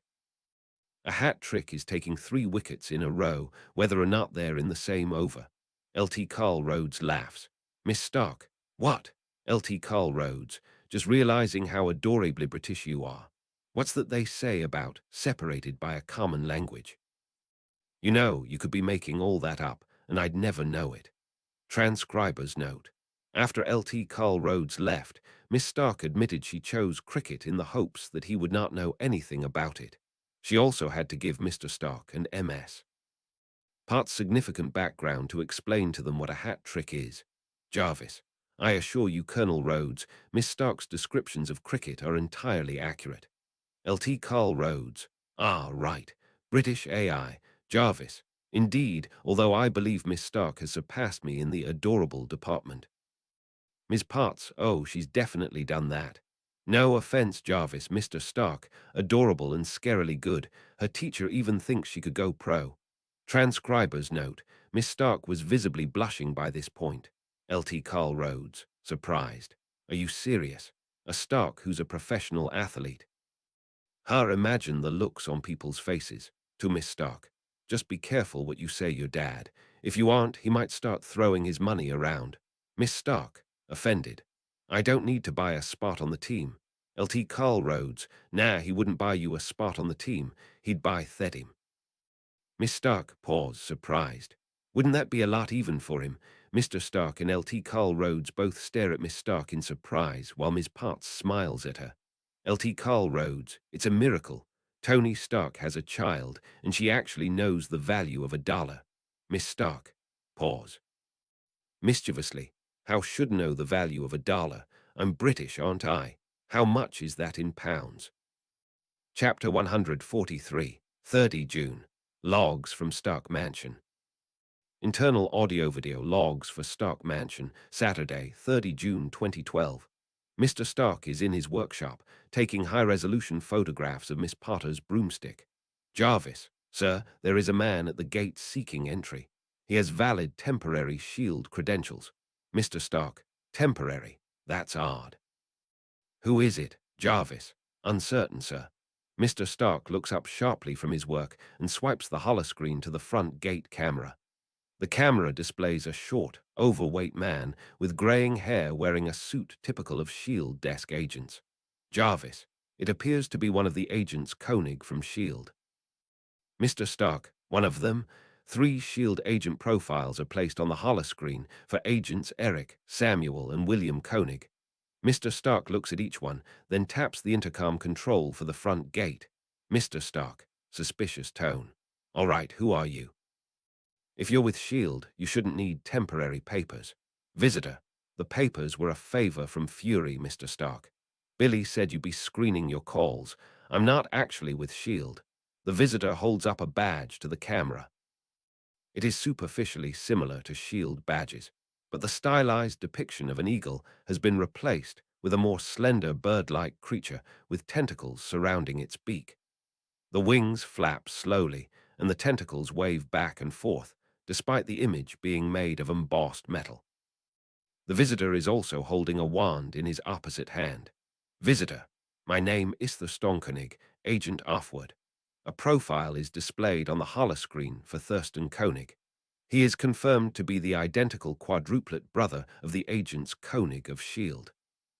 However, his hairstyle in the photo is different than it appears at the gate, where it more closely matches his brother's, and his profession is listed as stand-up comedian. Transcriber's note. Visitor designated as Agent Thurston Koenig. Mr. Stark, pause. Does your badge seriously have Cthulhu on it? Agent Koenig. It's a Snallygaster, Mr. Stark. Common mistake. A profile for the Snallygaster is displayed on the holoscreen. A chimeric, dragon-like, fearsome critter purported to live in Maryland. Transcriber's note. Information from the magical world was not available because of fantastic beasts, and where to find them had not yet been digitized. Mr. Stark. Right. And why are you here? Agent Koenig, to ward your house against magical intruders. Fury said you wanted it done. Pause. I'd really recommend it, Mr. Stark. I get here through S.H.I.E.L.D., but I wouldn't have needed to. Mr. Stark. Pause. Jarvis, call up Fury. Call connects. Director Fury, Stark, you need something. Transcriber's note. Director Fury's tone strongly suggested he already knew the purpose of the call. Mr. Stark. Yeah, I've got a wizard standing at my gate, Director Fury. Thurston Koenig is in the clear. He's my backdoor contact in Ward. I trust him about as much as I trust any wizard. Call disconnects. Mr. Stark. Well then, Jarvis, let him in. Chapter 144, 2 July. Project Logs. Excerpts from logs for Project Glinda descriptions and notes on magical items on hand up through July 2, 2012. Item 8. Magic wand owned by Holly Stark. Hand-carved wood said to be from a holly bush containing a phoenix feather inside it. Length 27.6 cm, 11 in. Described as nice and supple by the manufacturer. Testing cancelled. Wand reacts violently to being handled by a muggle, with a wave of force throwing Mr. Stark into the wall. Miss Stark is not permitted to use magic outside of school for testing. Item 9. Magic wand broken, purchased from Cranville Quincy's magical junk shop. Hand-carved wood of an unknown species of hardwood. When reassembled, the length is 29.9 cm, 11.75 in. The exterior surface is covered with an unknown varnish. The core is intact and connects the two halves of the wand, believed to be a unicorn tail hair, but cannot be confirmed. Based on the handling the wand has undergone, it is likely stronger than a normal horsehair. Reassembly test. The two halves of the wand were fitted together and bound with masking tape, selected to reduce the risk of adhesive contamination on the wood. Mr. Stark attempted to wave the wand while wearing the unfinished Mark Roman 9 Iron Man armor. The wand produced a shower of sparks from the seam, causing the pieces to separate again and leaving the tape charred around the edges. Microscopy. Very small runes, about 1 high, identified as Anglo-Saxon Futhork, appear to have been pressed into the wood along its length with a needle or knife point. The runes are somewhat blurred and distorted by being filled with varnish. Seams were also identified, where the wand appeared to be made from two halves of a piece of wood split lengthwise and pressed back together, presumably to insert the core. Micrographs of the core show an animal hair with an unusual metallic silver coloration.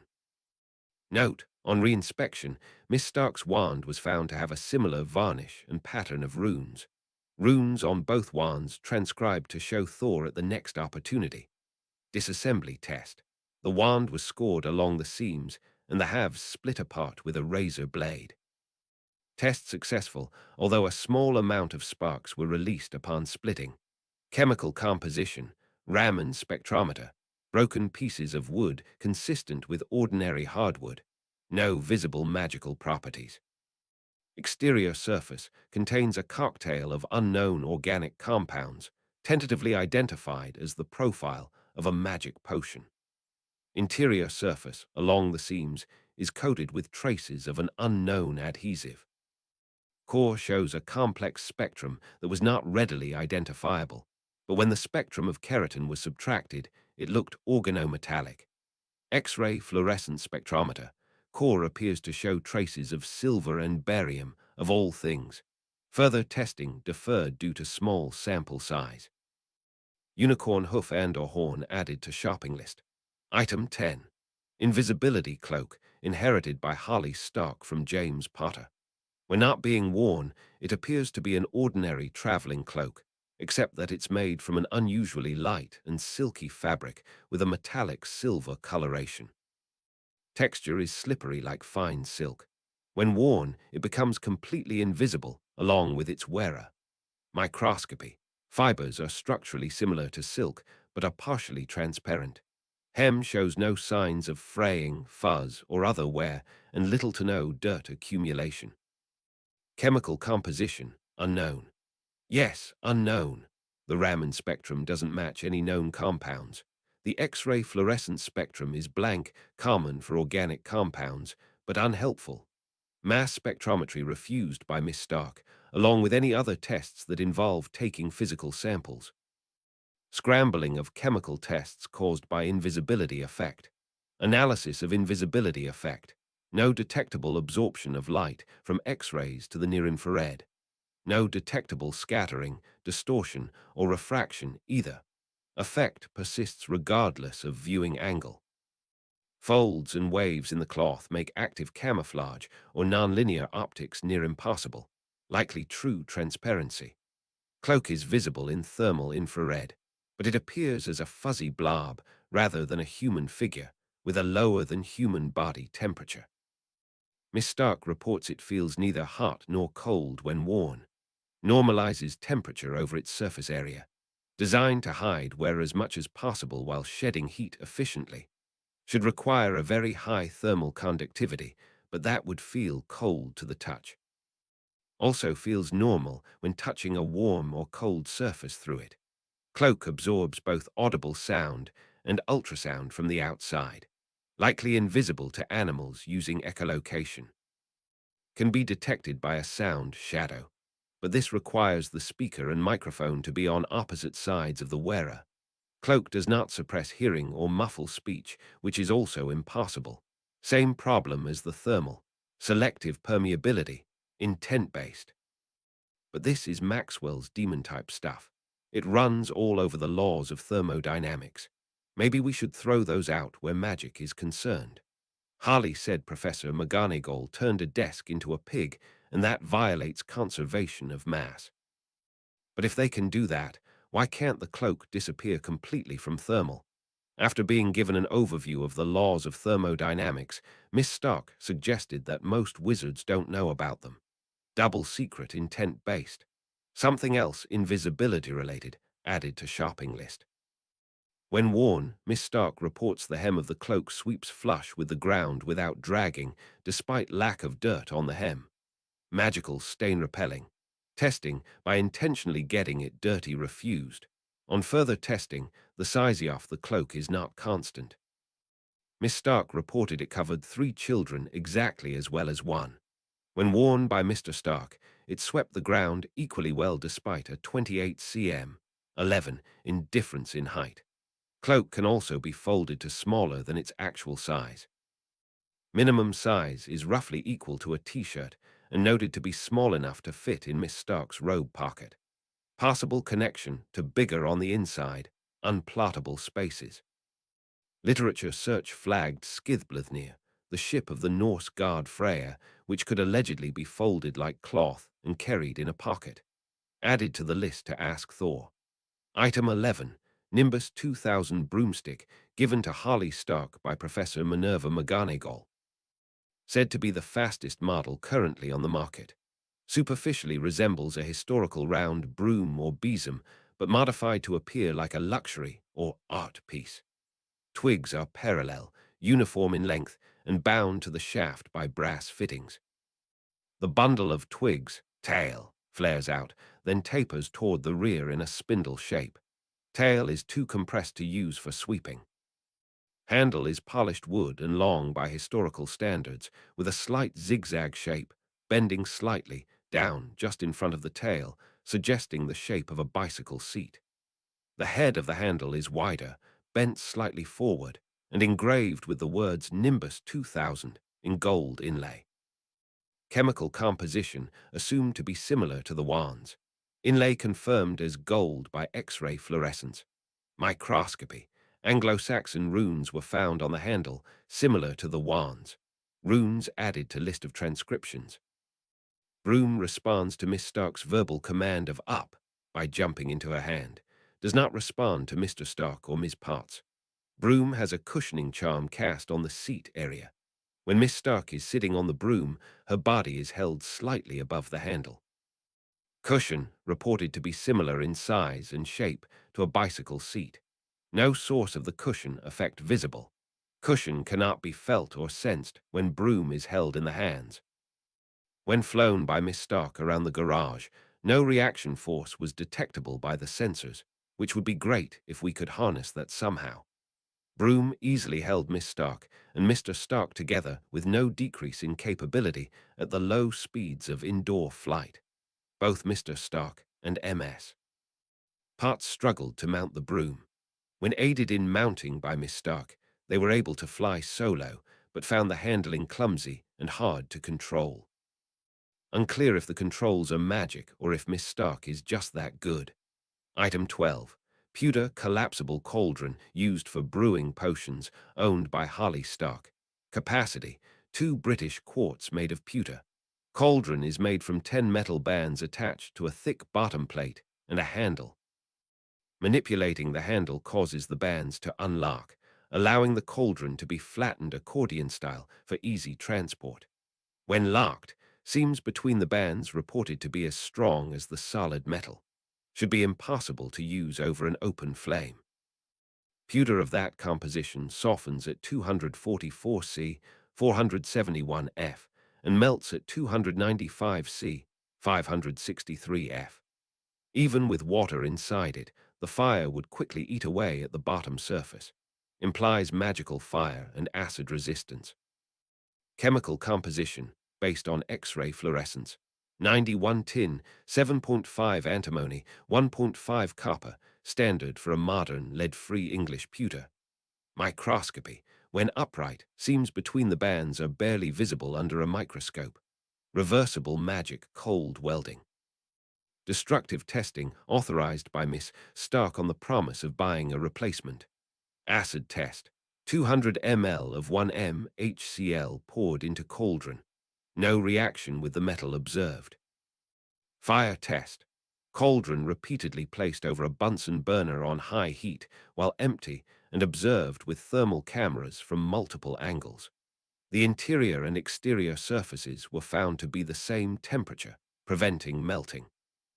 The temperature stabilized at 170 C, 338 F, with further heat only increasing the heated area. Note, exactly the temperature of molten caramel.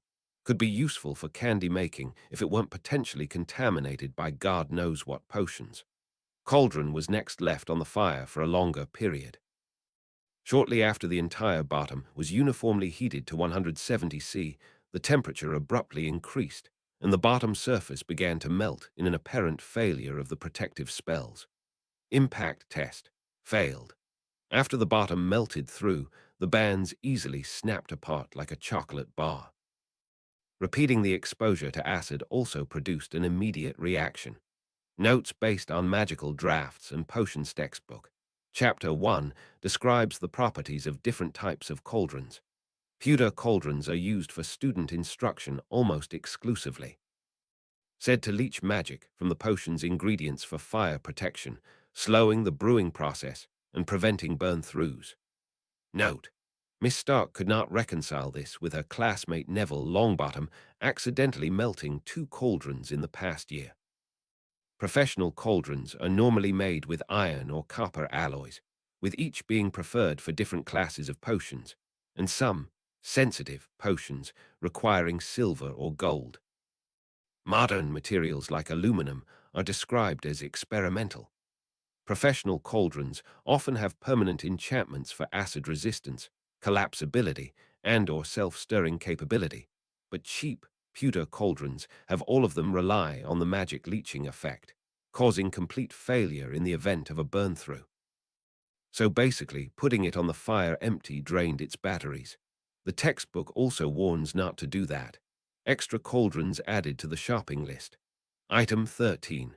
Color-shifting ink, partial bottle, owned by Holly Stark. When used with a quill, the ink color changes as it writes, cycling through the rainbow approximately once per 100 words. When several drops are splattered on the page, the resultant ink blot resembles an oil slick. Ink the bottle appears similar, but much darker, even when exposed to bright light. Ink held in an eyedropper appears to have bright, swirling colors spanning the spectrum. Chemical composition, based on Raman spectrometer. Constant components: water, iron sulfate, tannic acid derivatives, unknown alkaline additives.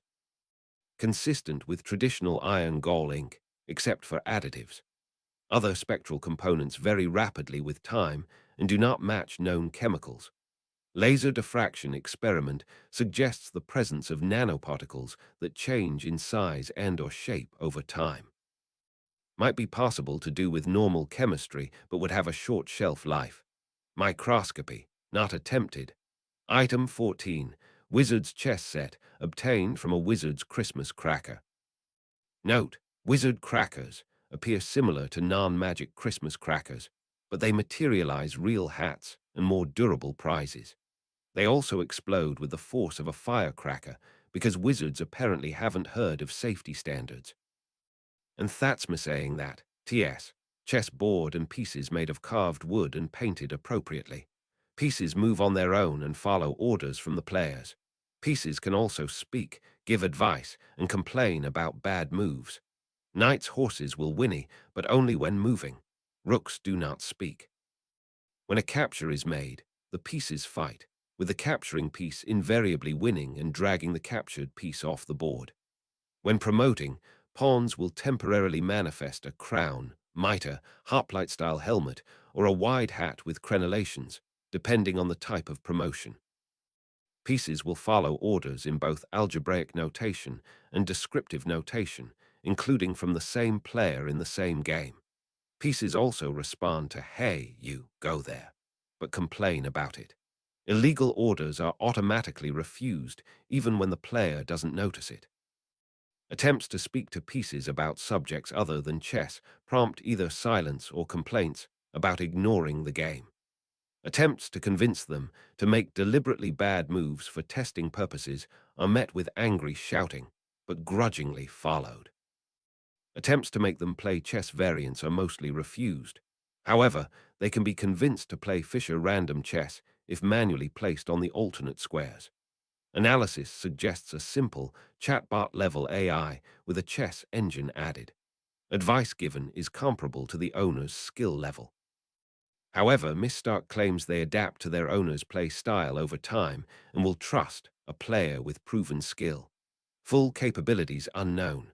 Protocol for training the pieces with a superhuman-level computer engine in development. Chemical composition, not measured. It's probably just going to be more magic wood. Microscopy, not attempted. Item 15. Grow your own warts kit, obtained from a wizard's Christmas cracker. Testing deferred pending access to a biomedical laboratory that can handle it safely. Warts are caused by HPV, people. Item 16. Strip of dragon liver, dried, weight 117 g, 4.13 Rs. Purchased from Slug and Jigger's apothecary. Superficially resembles beef liver jerky, but has a greenish tint that is not explained by decomposition, chemical composition, based on Raman spectrometer, consistent with animal tissue. Microscopy, consistent with dried liver, aside from the color. DNA sample sent to SHIELD for sequencing under the guise of a hybrid found on mission. True source sent to Fury by encrypted memo so he doesn't panic. DNA analysis. Main genetic source is definitely some kind of archosaur, but does not match extant bird or crocodilian groups. Genome also contains large amounts of bat DNA, presumed to be source of wings. Fire-breathing ability not evident from genetics, but it does contain usually high numbers of genes for heat shock proteins. Notes based on fantastic beasts and where to find them textbook. Illustrations suggest a theropod dinosaur, except for the wings and the lack of feathers. Clearly too heavy to fly, presumably uses magic. Dragons not described as artificially created, as other, sometimes famous animals like basilisks are. Cross-referencing historical records and global distribution also argue against it. Even if theory artificial, getting dinosaur DNA the Jurassic Parkway is supposed to be impossible. No idea how the bat DNA could get in there naturally, either. Suggestion to forward the question to Dr. Bruce Banner, scrubbed of references to magic, was deferred at Miss Stark's request, pending discussions with SHIELD and Ward leadership about the Avengers' access to magic. Item 17. Pair of dragonhide gloves owned by Harley Stark. Appearance is similar to alligator leather. Testing deferred in favor of the dragon liver sample. Item 18. Thurston Koenig, agent of Ward. Koenig reports he is the only one of his identical quadruplet brothers to have magic. He says this is very rare and possibly unique. No other confirmed cases of identical siblings differing in magical ability. He speculates a random mutation is involved. Literature search suggests that even identical twins will have several hundred single nucleotide polymorphisms differing between them. If magic is a single-gene phenomenon, there could be as many as 5-10 similar cases worldwide. He reports their mother is a witch, their father a no-mage, the word for non-magic person in American English, and his brothers squibs, children of at least one magical parent without magic of their own. It is unusual, though not unheard of for both children, his brothers collectively and their elder sister, to be squibs, even in a mixed family. Mixed families in general are common. Size of the dating pool. Given his family background, Koenig is unusually familiar with non-magic culture for a wizard. When asked about reading the Avengers into magic, he said, "I can ask around, but it'll be a hard sell." Thor being on the team doesn't help because knowledge of Asgard doesn't fall under the statute of secrecy. Magic testing. In addition to setting wards around the property, Koenig consented to be scanned while performing various spells. See cross-referenced files. Some spells were accompanied by a bolt or beam of light, while others had no visual effect. All spells were accompanied by trace amounts of gamma radiation and substantially larger amounts of electromagnetic interference. Koenig was not aware of any connection to the Hulk, not much else determined from charms. Levitation moves stuff with no reaction force. Fire spells dump thermal energy from nowhere I can see, etc. Temporary transfiguration. Computer mouse into actual mouse. Mouse behaved similarly to a normal mouse, including eating peanut butter when offered it and producing blood when a DNA sample was taken. DNA test failed. Sample reverted to plastic before reaching the laboratory. When the mouse reverted to a computer mouse, it proved to be ruined by undigested peanut butter in the circuitry. Permanent transfiguration. Beer bottle into baseball bat. Koenig confirmed that linguistic similarity somehow makes transfiguration easier. He speculated it has to do with the strength of associations in the mind. More intent-based magic raises lots of questions about neurology and psychology involving magic. He could not explain the violation of conservation of mass, but confirmed that the difficulty increases with size of source, size of target, and size difference. Suggests some kind of conservation law is in play, but not the ones we're familiar with in our universe. Examination of baseball bat, physical properties within the normal range for maple wood. Chemical composition, based on Raman spectrometer, consistent with ordinary hardwood. Microscopy, microstructure consistent with ordinary hardwood. DNA test, failed. Laboratory confirmed the sample appeared to be wood, but found no DNA, only the cellulose and lignin structure of the cell walls.